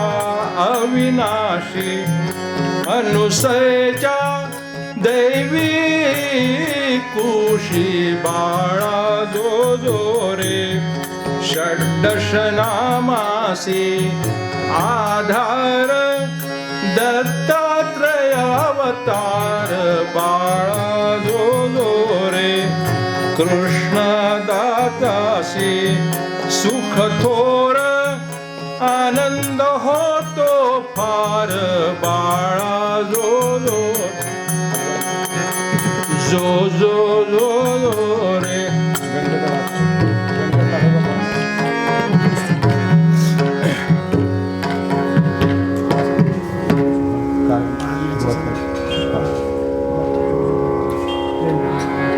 वेल्हाळा व्यंकटनाथ दयाळा, बाळा जो जो रे. पाळण्यातली ही जी दोरी आहे, त्या दोरीतून त्या मातेच्या अंगुलीमध्ये ती दोरी असते. आपल्या अंतःकरणातील अतिशय हर्ष, आपल्या अंतःकरणातील मातृत्व जे उचंबळून येतं, आपल्या अंतःकरणातून जो जिव्हाळा उत्पन्न होतो, आपल्या अंतःकरणातून जे प्रेम उपजत होतं, ते सगळं त्या दोरीच्या माध्यमातून पाळण्यामध्ये झिरपत असतं आणि त्या बाळाची कासवी सारखी आणि निगा राखल्या जाते. ती केवळ दोरी नसते, त्या दोरीच्या माध्यमातून एका मातेच्या अंतःकरणातून ये हृदयचं ते हृदय असं संक्रमित झालेलं प्रेम वात्सल्य म्हणजे ती दोरी असते आणि तो पाळणा असतो. बाळा जो जो रे वेल्हाळा व्यंकटनाथ दयाळा, बाळा जो जो रे परमानंदाचा हिंदोळा, शांतीने सजविला मांगल्याचा रे, त्यावरती साजच सुंदर केला, बाळा जो जो रे.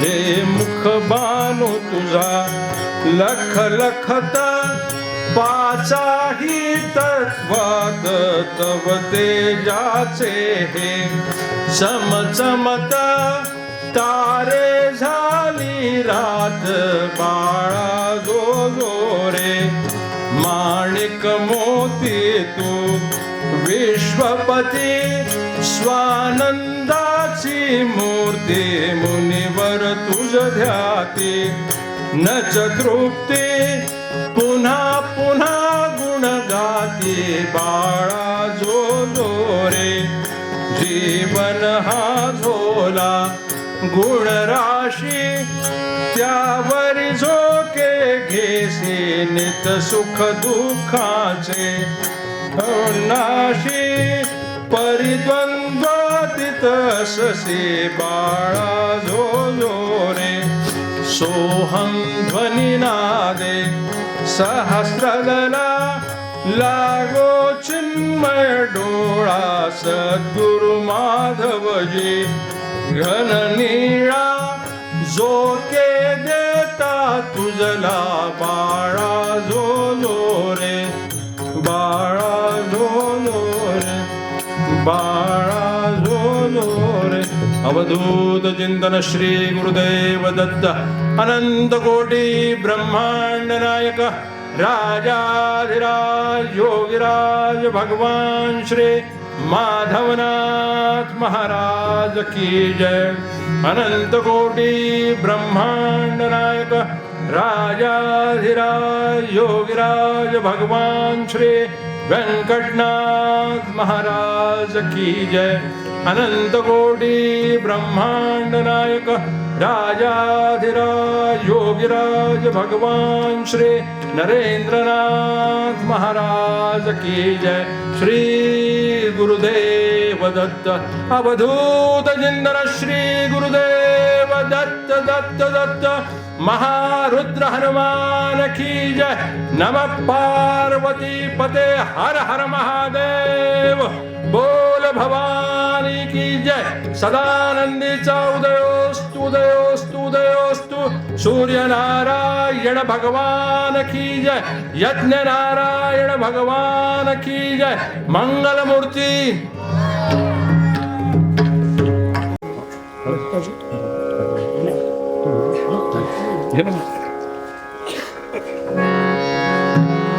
या ठिकाणी आपल्याला हा समोर जो कलश दिसतो आहे हा अयोध्या येथून नाथ शक्तिपीठामध्ये आलेला अक्षदेचा मंगल कलश आहे.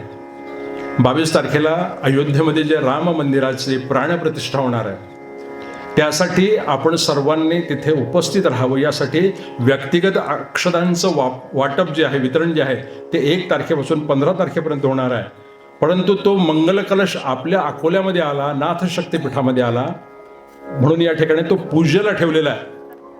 फक्त त्याचा दुरून नमस्कार करावा त्याला आणि अगदी जवळ जाऊन त्याला नमस्कार करण्याचं काही कारण करतो. मंगल अक्षत कलश आहे त्याचं दर्शन घ्यावं. आपापल्या घरी अक्षता येते.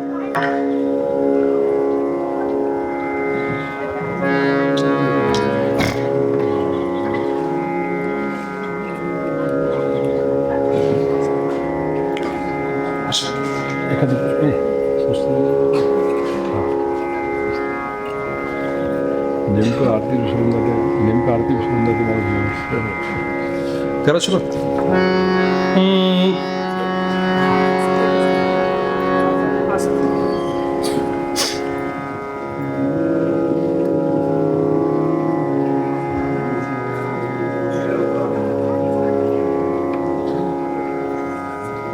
आपल्या ज्या नाथ संप्रदायाच्या कुळामध्ये जन्म झालेला आहे त्या नाथ संप्रदायाचा जन्म ह्या कलियुगाच्या प्रारंभी झालेला आहे. का झालेला आहे तर कलियुगातील जे खडतर कुयोग आहे ते टाळण्यासाठी आणि सज्जन शक्तीच्या पाठीशी सामर्थ्य उभं करण्यासाठी झालेला आहे.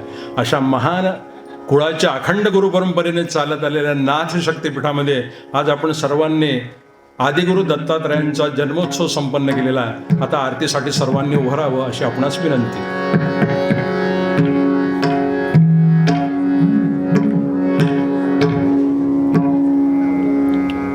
करायचं सुरुवात दत्तापासून.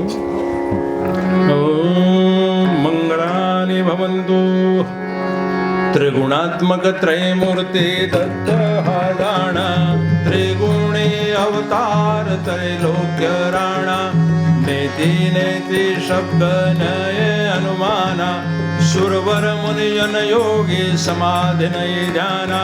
जय देव जय श्री गुरुदत्ता हो अवधूता, आरती ओवाळीता हरली भवचिंता.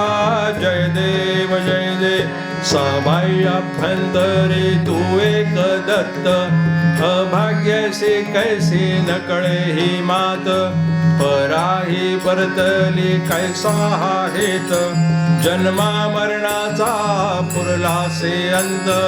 जय देव जय श्री गुरुदत्ता हो स्वामी अवधूता, आरती ओवाळीता हरली भवचिंता. जय देव दत्त येऊनिया उभा ठाकला, सद्भावे साष्टांग प्रणिपात केला, प्रसन्न होऊन आशीर्वाद दिला, जन्मा मरणाचा फेरा चुकविला. जय देव जय श्री गुरुदत्ता हो स्वामी अवधूता, आरती ओवाळीता हरली भवचिंता. जय देव दत्त ऐसे लागले ध्यान, हरपले मन झाले उन्मन, मी तूपणाची आली बुळवण, एका जनार्दनी श्री दत्त ध्यान. जय देव जय श्री गुरुदत्ता हो स्वामी अवधूता, आरती ओवाळीता हरली भवचिंता. जय देव जय सद्गुरुना, मंगल आरती करीतो, मंगल गुणत बघातो, मंगल मूर्ती ध्यातो. जय सद्गुरुना, जय माधवरा, भक्ताची रस द्याया नाना परी खेळुनिया, कष्ट शिकिती गोजरिया. जय सद्गुरुनाथ, जय माधवना, बालक वृत्ती धरसी, रुससी कोमल वदसी, हससी लीला करसी. जय सद्गुरुनाथ, जय माधवना, लोकानुग्रह कार्या, करसी कर्मे आर्या, कर्मातीता सदया. जय सद्गुरुनाथ, जय माधवनाथ, मंगल आरती करीतो, मंगल गुणत बघातो, मंगल मूर्ती ध्यातो. जय सद्गुरुनाथ, जय माधवना. आदिनाथा व्यंकट संत, सुमती द्यावी विरती व्हावी, लावीन ज्योती, अनंत कोटी ब्रह्मांडाच्या स्वामी योगेंद्रा, हो नाथा स्वामी योगेंद्रा. निवृत्ती तू ज्ञानेश्वर तू गोरख मच्छेंद्रा, मत्स्यवराह वामन कुर्मा भार्गव नरसिंहा, हो नाथा भार्गव नरसिंहा. रामा कृष्णा बुद्धा कल्की साक्षी ब्रह्म महामंता अनंत रूपा, मंगल त्रय मूर्ती, हो नाथा मंगल त्रय मूर्ती.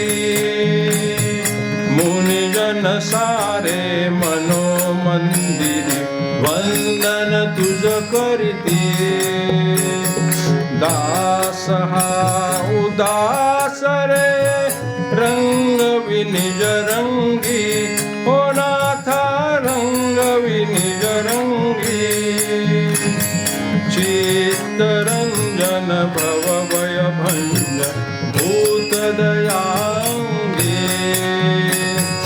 आदिनाथा व्यंकट संता ओवाळीन आरती हो नाथा ओवाळीन आरती सुमती द्यावी विरती व्हावी लावीन ज्योती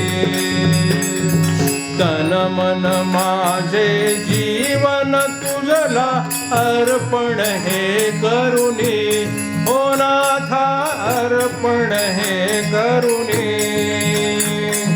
सद्भावाची गीत सुमेर वाहिन तव चरणी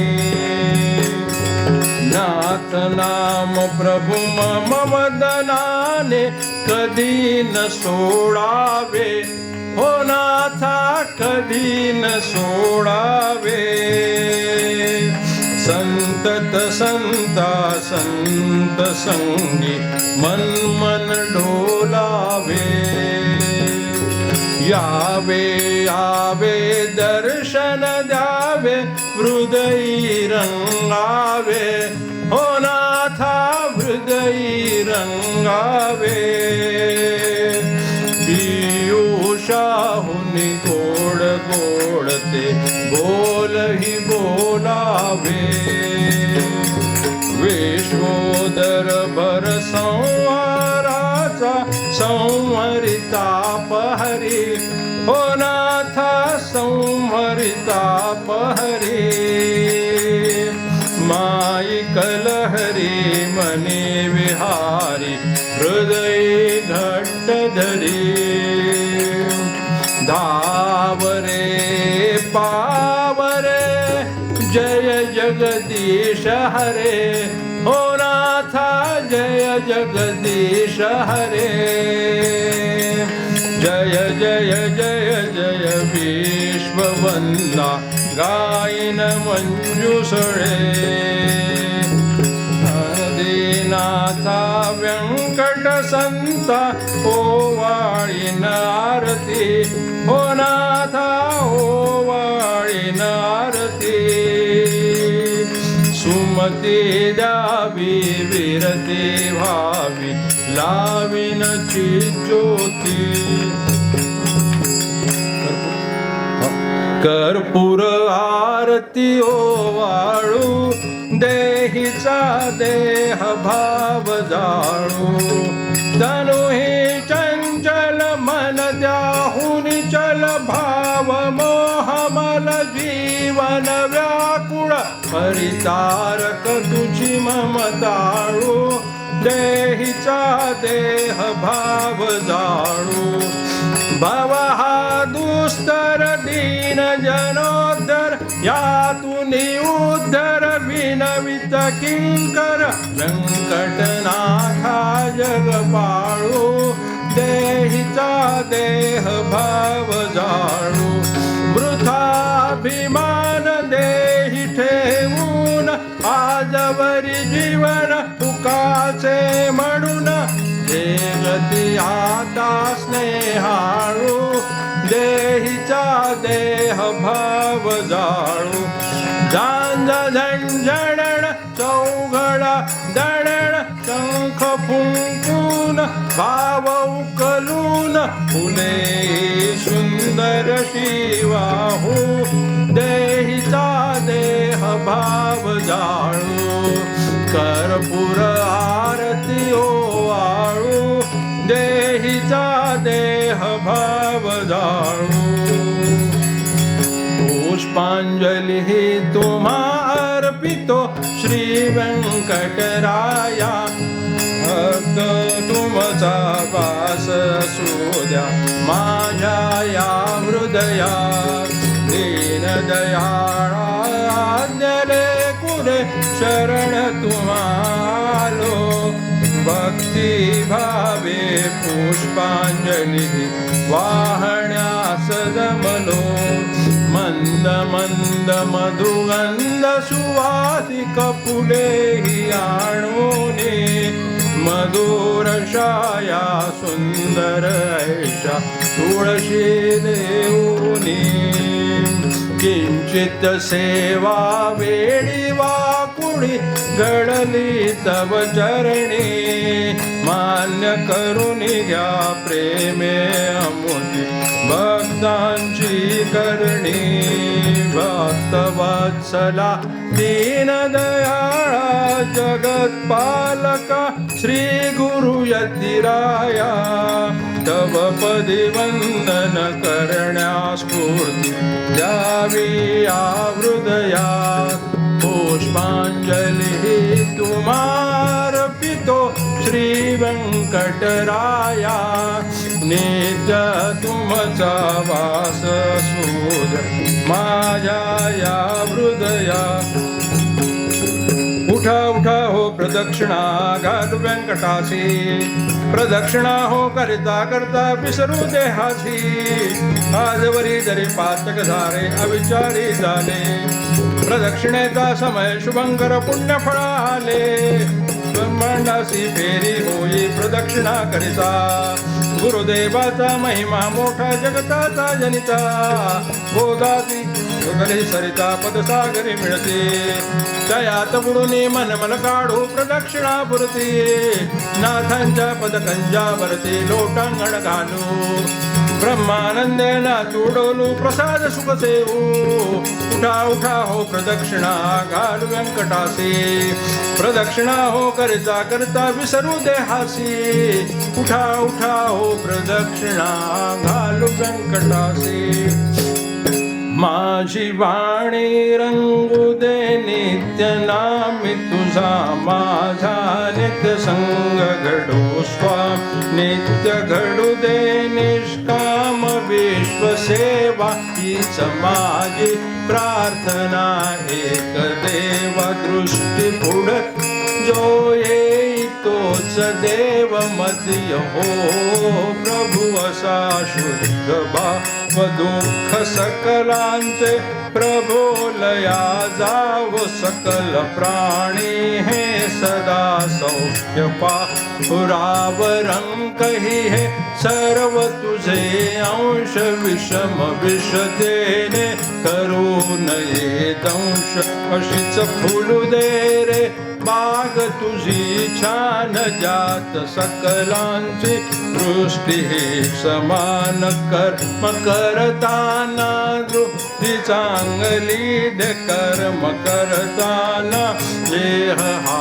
पडू दे कर्म करताना पूजा तुझी हो निश्चयाचे बळ सदा अंगी राहू माझी वाणी रंगू दे नित्य नामी तुझा माझा नित्य संग घडो स्वामी नित्य घडू दे निष्काम विश्व सेवा हीच माझी प्रार्थना एक देव अनंत कोटी ब्रह्मांड नायक राजाधिराज योगिराज भगवान श्री माधवनाथ महाराज की जय अनंत कोटी ब्रह्मांड नायक राजाधिराज योगिराज भगवान श्री वेंकटनाथ महाराज की जय अनंत कोटी ब्रह्मांड नायक राजाधिराज योगिराज भगवान श्री नरेंद्रनाथ महाराज की जय श्री गुरुदेव दत्त अवधूत चिंतन श्री गुरुदेव दत्त दत्त दत्त महारुद्र हनुमान की नमः पार्वती पते हर हर महादेव बोल भवानी की जय सदानंदीचा उदयोस्तु उदयोस्तु सूर्य नारायण भगवान की यज्ञ नारायण भगवान की मंगल मूर्ती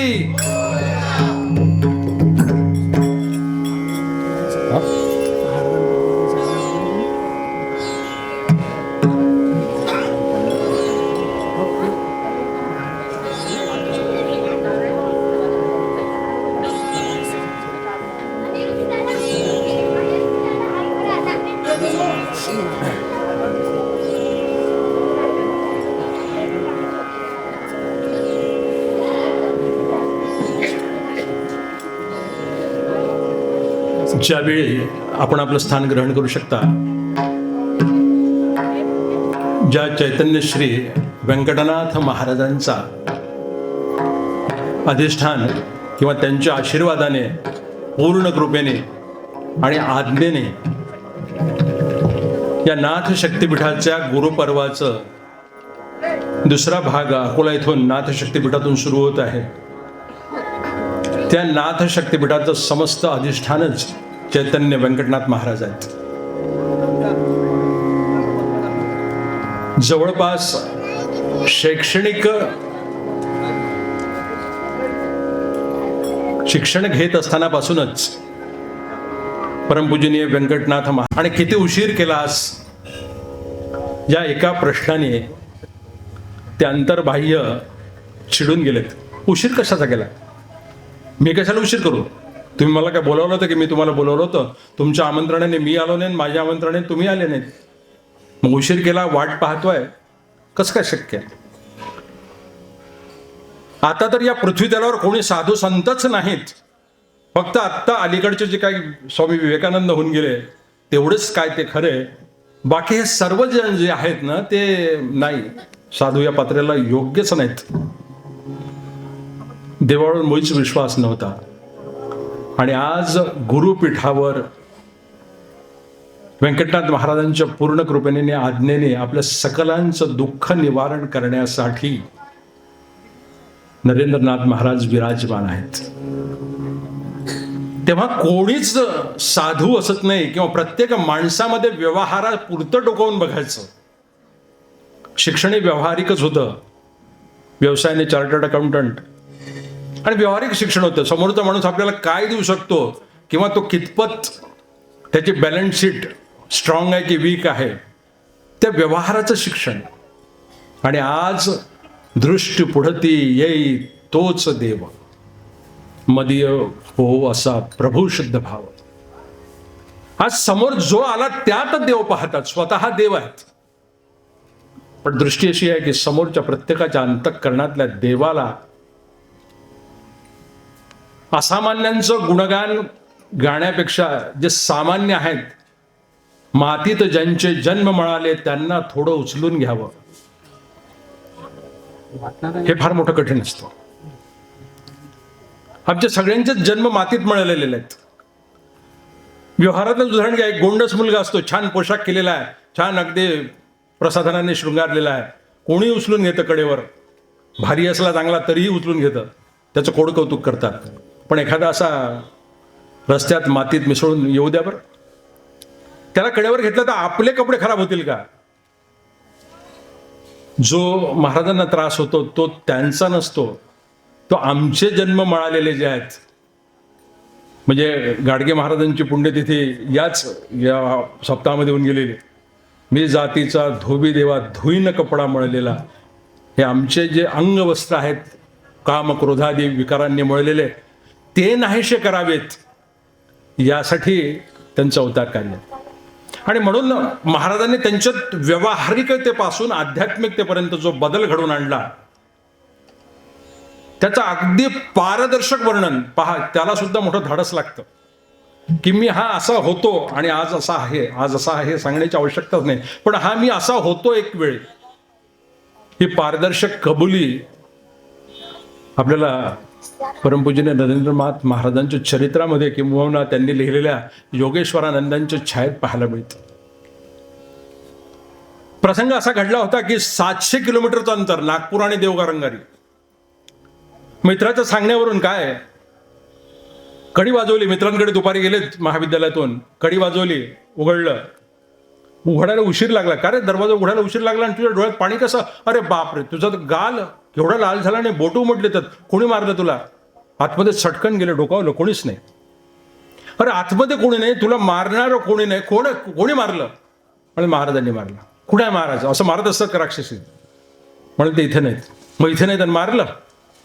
अरे काही तर जरा शहाण्यासारखं बोल. महाराज इथे नाही, तुला कसं काय मारलं? ते कुठे असतात? ते म्हणाले देवगारंगारीला असतात. हे कुठं आहे? तेव्हाच्या औरंगाबाद आणि आत्ताच्या संभाजीनगरात. म्हणजे 700 किलोमीटरचं अंतर. का तर रोज तर आमच्याकडे डोकं करून झोपतोस, आज आम्हाला पाय दाखवलेस म्हणून त्यांनी मला मारलं. पुन्हा प्रचंड कुतूहल जागलं. असं होतं, असं योग सामर्थ्य असतं. 700 किलोमीटरवरचा माणूस इथे येऊन प्रत्यक्ष कृती करून जातो. काय योग सामर्थ्य असेल. आम्ही 2-4 आसनं करायला शिकलो की योगाचार्य होऊन जातो. दुसरा प्रसंग, अकोल्याचे डॉक्टर कस्तुरे, जे जुन्या शहरात राहत होते, डॉक्टर रमेशचंद्र कस्तुरे. मी सुद्धा त्यांना बऱ्याच वेळ त्यांच्याकडे गेलोय. त्यांनी सुद्धा मला जे काकांच्या तोंडून प्रत्यक्ष तो ऐकला भाग, तो त्यांनी सुद्धा सांगितला. ते जुन्या शहरात आम्ही राहत असताना आमच्या घराकडेच राहत होतो. ते म्हणाले, एकदा मी देवगाव रंगालीला गेलो आणि जाण्याचं कारण देखील विलक्षणच होतं. ते त्यांच्या दवाखान्यात आणि त्यांना निरोप आला की तुमच्याकडे व्यंकटनाथ महाराज आलेले आहेत असं कोणीतरी. ते म्हणाले ठीक आहे, प्रॅक्टिस खूप छान होती त्यांची. ते म्हणाले बस 2-4 पेशंट आटपून घरी जातो. घरी गेले तर म्हणाले महाराज आंघोळ वगैरे केलं, त्यांचं अन्य केलं, जेवले, निघून गेले. यांना म्हटलं खेळ जरा आत्ता सापडतील, आत्ता सापडतील. करता करता महाराज मिळालेच नाहीत. आणि अचानक एक दिवशी जाण्याचा प्रसंग आला. देवगाव रंगारीला त्यांची गाडी जी होती बस महामंडळाची, ती नादुरुस्त झाली. आणि ती नादुरुस्त झाल्यामुळे आता पाहिलं इथं आता 3-4 तासाशिवाय काही दुसरं वाहन येणार नव्हतं. मग काय करावं, बाहेर उतरले. उतरल्यानंतर पाहिलं कोणतं गाव, देवगाव रंगारी. लगेच आठवलं व्यंकटनाथ महाराज गेलेत. बाळा कुठून आलास, म्हणाले अकोल्याहून. काय म्हणतो आमचा चौधरी. ते डॉक्टर आणि आपल्या अकोल्यामध्ये देखील डॉक्टर चौधरी आहेत. त्यांना असं वाटलं आपल्या व्यवसायानुरूप हे विचारत असतील. आणि म्हणून अच्छा तुम्ही डॉक्टर चौधरी. नाही रे, हा चौधरी. प्रत्यक्ष जसे काका दिसतात तसे हा चौधरी म्हणता क्षणी मूर्तिमंत नरेंद्रनाथ महाराजांना उभं करणारे व्यंकटनाथ महाराज. काय योगिक सामर्थ्य असेल. हे अरे हे तर बापूसाहेब, त्यांना मी ओळखतो. आणि म्हणून त्यांना 2 मिनिटं त्यांच्या बोलण्यात गुंतवून ठेवलं. आणि हे जे बापूसाहेब हा चौधरी असं म्हणून उभे केलेले आहेत, ते क्षणार्धात आतल्या खोलीत जाऊन निघतात. अरे बापूसाहेब बापूसाहेब म्हणून ते त्यांच्या पाठीमागे जात आहेत. बापूसाहेब नाही, कोणीच नाही. तू कुठे राहतो, आपण ऐकतो गुरुचरित्र. एकाच वेळी 7 जणांकडे गेले होते, है ना. व्यंकटनाथ महाराज एकाच वेळी अनेकांकडे गेलेले आहेत. तोच गुरुचरित्राचा प्रवाह जो असतो तो अखंड वाहणारा प्रवाह आहे.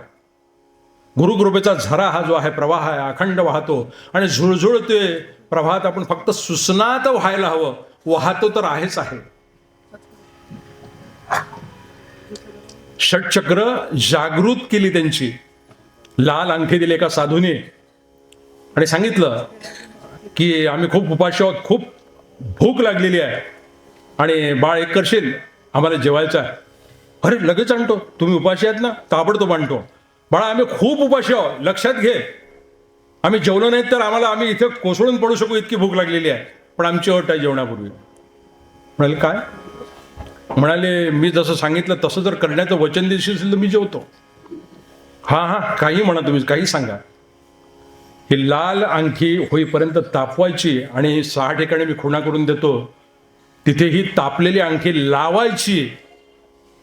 देशील, करशील. हां करेल. आणि करशील म्हणून मग तापवली अंगठी. 6व्या चटक्याला महाराजांची शुद्ध हरवली, खाली कोसळली. खोलीत कोणी नाही, कारण हे करताना अघोरी उपाय. कोणाला सांगून करायचं म्हटलं असतं तर कोण करू दिलं असतं. खोली बंद करून केलं. त्या बंद खोलीमध्ये अतिशय तेजपुंज असा प्रकाश आला. आणि त्याच वर्षी जगन माऊली तिथे हातामधल्या वाटीमध्ये तेल घेऊन आणि लिंबाचा रस घेऊन त्यावर लावला. ती जी वेदना होती ती शांत केली. महाराजांचे षटचक्र जागे झालेत. माधवनाथ महाराजांनी त्यांच्याकडून भयंकर कठीण अशा तऱ्हेची तपश्चर्या करून घेतली. दूध आणतोस म्हणून जायला निघालेत आणि चप्पल शोधा. काय शोधतो, अजून गेला नाहीस. लक्षात आलं आपलं चुकलं. जा म्हणता क्षणीच आपण त्याच क्षणाला निघायला पाहिजे होतं. बाहेर खूप ऊन तापलं होतं. पूर्वी फुपाटा असे, तो फुपाटा रस्त्यापेक्षा जास्त पाय भाजत असे. धूळ, सैल झालेली धूळ मातीची भयंकर तापते. त्यातून गेले, परत आले, पाय पोळले पण अंतःकरण तृप्त झालं.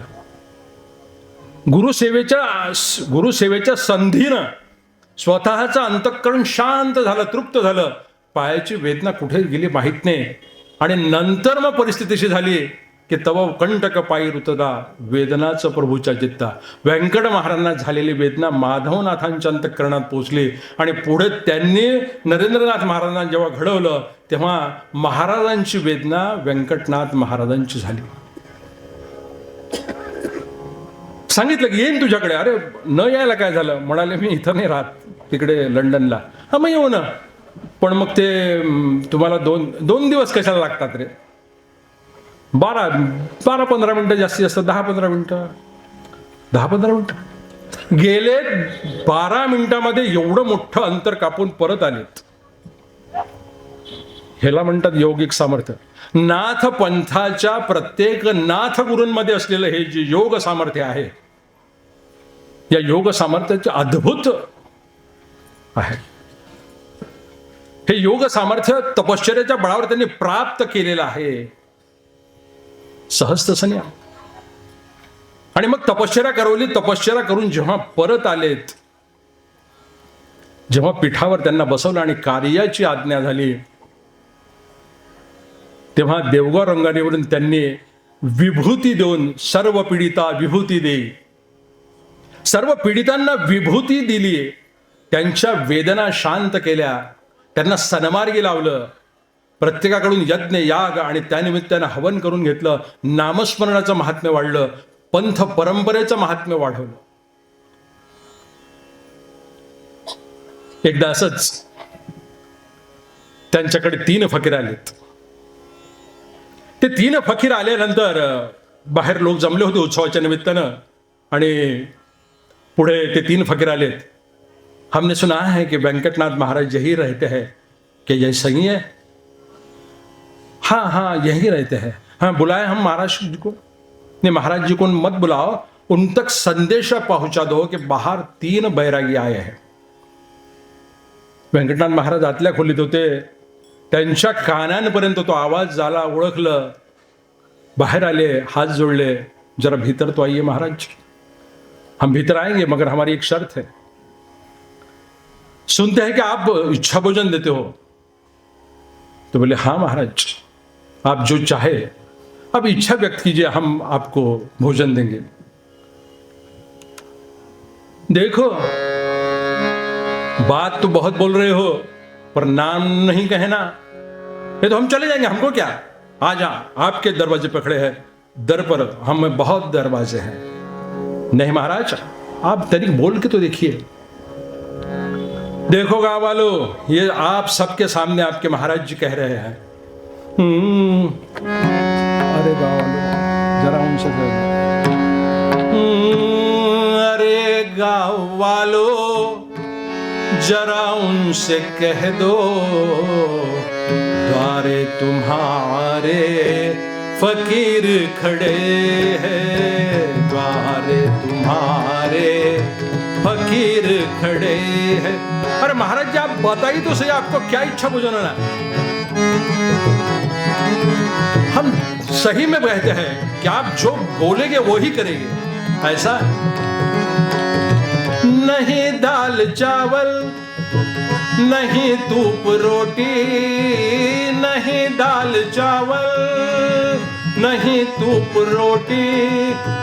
खिला दो हमें बकरे की बोटी, खिला दो हमें बकरे की बोटी. म्हणता क्षणीच ऐकणाऱ्यांच्या काळजात फरका पडला. अरे काय विचित्र मागणं आहे. अरे माधवनाथांनी ज्या व्यंकटेश मूर्तीच्या, साक्षात तिरुपतीच्या बालाजीच्या मूर्ती त्यांना प्राप्त झाल्या आणि त्यांची प्रतिष्ठापना करून हे पीठ निर्माण केलं, त्या पीठासमोर उभे राहून हे बैरागी असले मागणी करतात. हा सामान्यांचा विचार करण्याची पद्धती, संत सद्गुरूंचा विचार करण्याची पद्धती वेगळी असते.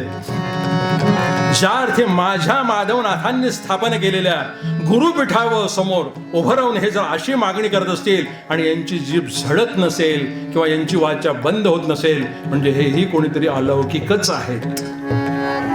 महाराज जी आप कौन हो, पहचाना. ओळख झाली, ओळख पटली, महाराज जी आई आहे. बाकीच्या लोकांची कालवा कालव झाली, आता काय करतात. त्यांना घेऊन गेले, ते म्हणाले तुम्ही सांगाल तसं केलं. महाराज फक्त एकच कमी आहे, मला करता येत नाही. हम कहते हैं आप वैसा करो. केले, भांड्यात शिजवलेपर्यंत बाकीचे सगळे गच्चून पाहतायत आणि एक 5-10 मिनिटं जात नाही. जरा पग्या की नाही देखो जरा, आणि म्हणून झाकण बाजूला करता क्षणी अत्यंत सुगंध, चांगल्या तुपात उत्तमोत्तम सुकामेवा कालवून शिजवलेला शिरा प्रसादाचा, तो सर्वांना वरतून दिसला. अरे बापरे, हे सामर्थ्य. दत्त दया घन किती दया ती, कालच्या कीर्तनातला प्रसंग. यती वेशातची दर्शन देती. एकाला सांगितलं की हे जे आलेले आहेत ना, यांना घेऊन जरा त्या याच्यापर्यंत. ओळखत होते पण आम्हाला ओळखता नाही. जा म्हणालेत की ते नदीवर घेऊन जा यांना.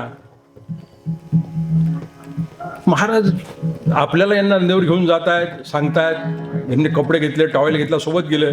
त्याच्या मनात चलबिचल की बा हे कोणीतरी, आपण नमस्कार तर करू. या अर्थी महाराज यांना काहीतरी विशेष संबोधतात म्हणजे कोणीतरी असलेच पाहिजे, नमस्कार तर होईल आपला. आणि म्हणून व्यंकटनाथ महाराजांच्या सांगण्याहून ते नमस्कार करायला गेले. त्यांनी 11 रूप धारण केलं आणि सांगितलं जो मागच्या आठवड्यात दरोडा घातला ना त्यातले आम्ही आहो. हे असा घाबरला आणि पुढे जाऊन त्याने पाहायला, त्यांनी अंग पुसलं. एक या डोळ्यातून घातला टॉवेल, दुसऱ्या डोळ्यातून घातला आणि डोळे पुसून दाखवले. तो तिथल्या तिथेच गारात पळून आला. स्वतः दत्तप्रभू व्यंकटनाथ महाराजांच्या दर्शनाला. माफ करा माझी काही चूक होत असेल, कारण एक दत्त स्वरूपच आहे आणि दुसराही दत्तच आहे. दत्त दत्ताच्या स्वरूपालाच भेटण्यासाठी, कारण एक रूप. गुरु गुरुपणा दे शिष्याला, अनन्य झाल्यावरती दास घडू म्हणे. भेद नुरे ज्योतीस मिळाल्या ज्योती. एक दत्तप्रभूंची ज्योत, एक व्यंकटनाथ महाराजांची ज्योत. एक दत्त स्वरूप, दुसराही दत्त स्वरूप. एक स्वतःचं बिंब, स्वतःच्या प्रतिबिंबाला नाही, बिंबालाच भेटायला जात असे. अनेक वेळ जात असत दत्तप्रभू, अनेक याच्यामध्ये जात असत. अकोल्यामध्ये अनेक वेळ आले. महाराज जेव्हा व्यंकटनाथ महाराजांच्या सान्निध्यात आले तेव्हा चांगली उत्तमोत्तम त्यांची चार्टर्ड अकाउंटंट म्हणून प्रॅक्टिस सुरू होती. सनदी लेखापाल, अकोला जिल्ह्यातले पहिले सनदी लेखापाल. पण सांगितलं गुरु कार्य करायचं आहे. 1993 आपल्या हाताचा पेन खाली ठेवला.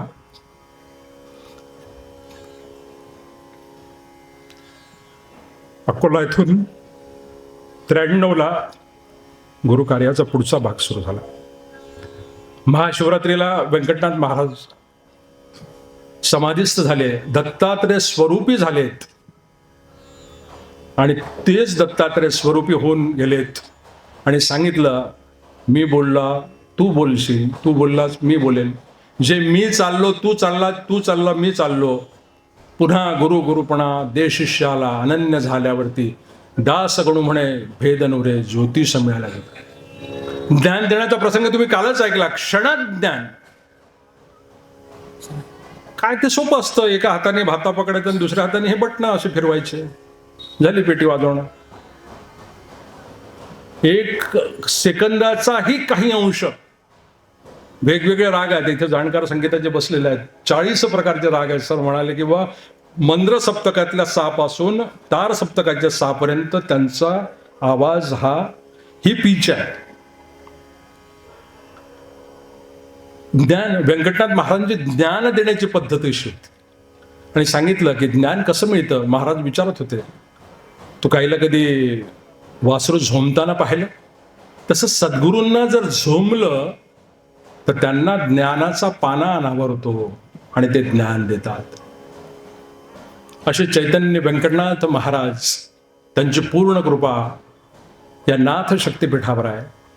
आणि म्हणून या नाथ शक्तिपीठामधला सत्संकल्प हा कुठलाही विकल्प न उभा राहता पूर्णत्वास जातो. या ठिकाणी जर केवळ वाटसरू देखील विश्रांतीसाठी जरी आला, काही कर्म करू देत नको, तरी त्या पांथस्थाला देखील आपल्या समस्यांवर उत्तर सापडायला सुरुवात होते. इथे आल्यानंतर शांत वाटतं. अनेक जण बाहेरचे अनुभव व्यक्त करतात. त्यातले वैज्ञानिक आहेत, पद्मविभूषण आणि परमसंगणकाचे जनक डॉक्टर भटकर इथे येऊन गेलेत. DSc ज्यांचे 14 भौतिक शास्त्रातील प्रयोग ज्यांच्या नावावर आहेत ते डॉक्टर शुक्ला इथे येऊन नतमस्तक होतात. डॉक्टर भटकर इथे येऊन नतमस्तक होतात. मोठमोठे साधू, बैरागी, नाथपंथीय इथे येऊन नतमस्तक होतात. आपलं अहोभाग्य की हे सगळं आपल्याला व्यंकटनाथ महाराजांच्या कृपेने आणि नरेंद्रनाथ महाराजांच्या आशीर्वादाने प्राप्त होतंय. हे सहज प्राप्त झालं म्हणून फार त्याला आपण हलक्यात घेतो. असं करू नका. माझ्या सकट मी मला बजावतोय की या संधीचा फायदा घेऊन आत्मोन्नत व्हा. महाराजांचं व्यंकटनाथ महाराजांनी एक गोष्ट फार सुंदर सांगितली होती. अरे शेण जरी जमिनीवर पडलं तरी ते घेऊन उठते ना काही ना काहीतरी. तसं केलेलं कर्म वाया जात नाही, त्या कर्माचा परिणाम आहेच. फक्त एवढीच मागणी करायची, कर्म करताना बुद्धी चांगली दे, कर्म करताना पूजा तुझी हो निश्चय. स्वकर्म कुसुमांची पूजा. आपण माऊलींनी जसं सांगितलं आपल्याला तसं स्वकर्मा हीच आपली कुसुमं आहेत, म्हणजे फुलं आहेत, ती महाराजांच्या चरणी अर्पण करूयात. त्यांना एवढंच विनंती करू की आमच्या हातून कर्म घडू. कारण हे पहा, 3 गोष्टी महत्त्वाच्या आहेत. देह शुद्ध झाल्याशिवाय त्या शुद्ध देहाकडून कर्म शुद्ध घडत नाहीत, आणि कर्म शुद्ध झाल्याशिवाय त्या देहाकडून आत्मा उन्नत होण्यासाठी प्रयत्न होत नाहीत, त्या मार्गावर पाऊलच पडत नाहीत. काल डॉक्टर इंनानी इथे आलेत. त्यांनी ते पुस्तक घेतलं आणि इथे वाचलं आणि मग मला येऊन भेटलेत. म्हणाले मी किती उशीर हे पुस्तक घेतो. आज पुन्हा दर्शनाला आलेत. मी किती उशिरा घेतोय पुस्तक. माझ्याजवळ खंत व्यक्त केली आणि सांगितलं की याचं मी अगदी म्हणजे माझ्या ते बायोमेडिकल प्रॅक्टिशनर आहे. आणि आमचे गुरुबंधू जे आहेत डॉक्टर सुनील जोशी, तेही देखील म्हणजे UK आणि इंडियात प्रॅक्टिस करतात. त्यांचंही म्हणणं आहे की मला प्रॅक्टिस करताना महाराजांनी लिहिलेल्या आत्मोन्नतीत आणि विशेष करून पंचमहाभूतांच्या प्रकरणाने माझ्या पेशंटवर ज्या मी हे जर करतो, उपचार करतो, त्या उपचार पद्धतीमध्ये मला मोठं सुसह्य झालं. हा त्यांनी त्यांचा अनुभव येऊन कथन केला. आपल्यालाही तसाच अनुभव आला असेल. काल त्यांनी इथे घेतल्या वाचायला सुरुवात करायची. म्हणून आपलं सगळ्यांचं अहोभाग्य असं की आपण ते सर्वांनी पुस्तकं घ्या. आपला 7/12 ज्या नावावर नोंदवलेला गेलेला आहे, आपल्या वाडवडिलांची इस्टेट एकदा तरी तपासून पाहावं, त्याचा अभिमान बाळगा. अवधूत चिंतन श्री गुरुदेव दत्त.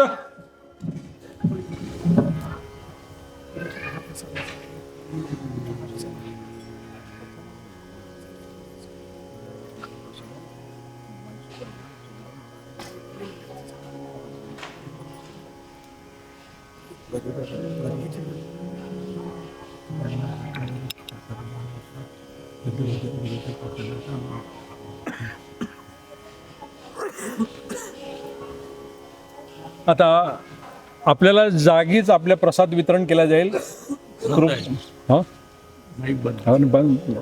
आणि उद्या 12 वाजता महाप्रसादासाठी आपण सर्वजण निमंत्रित आहात.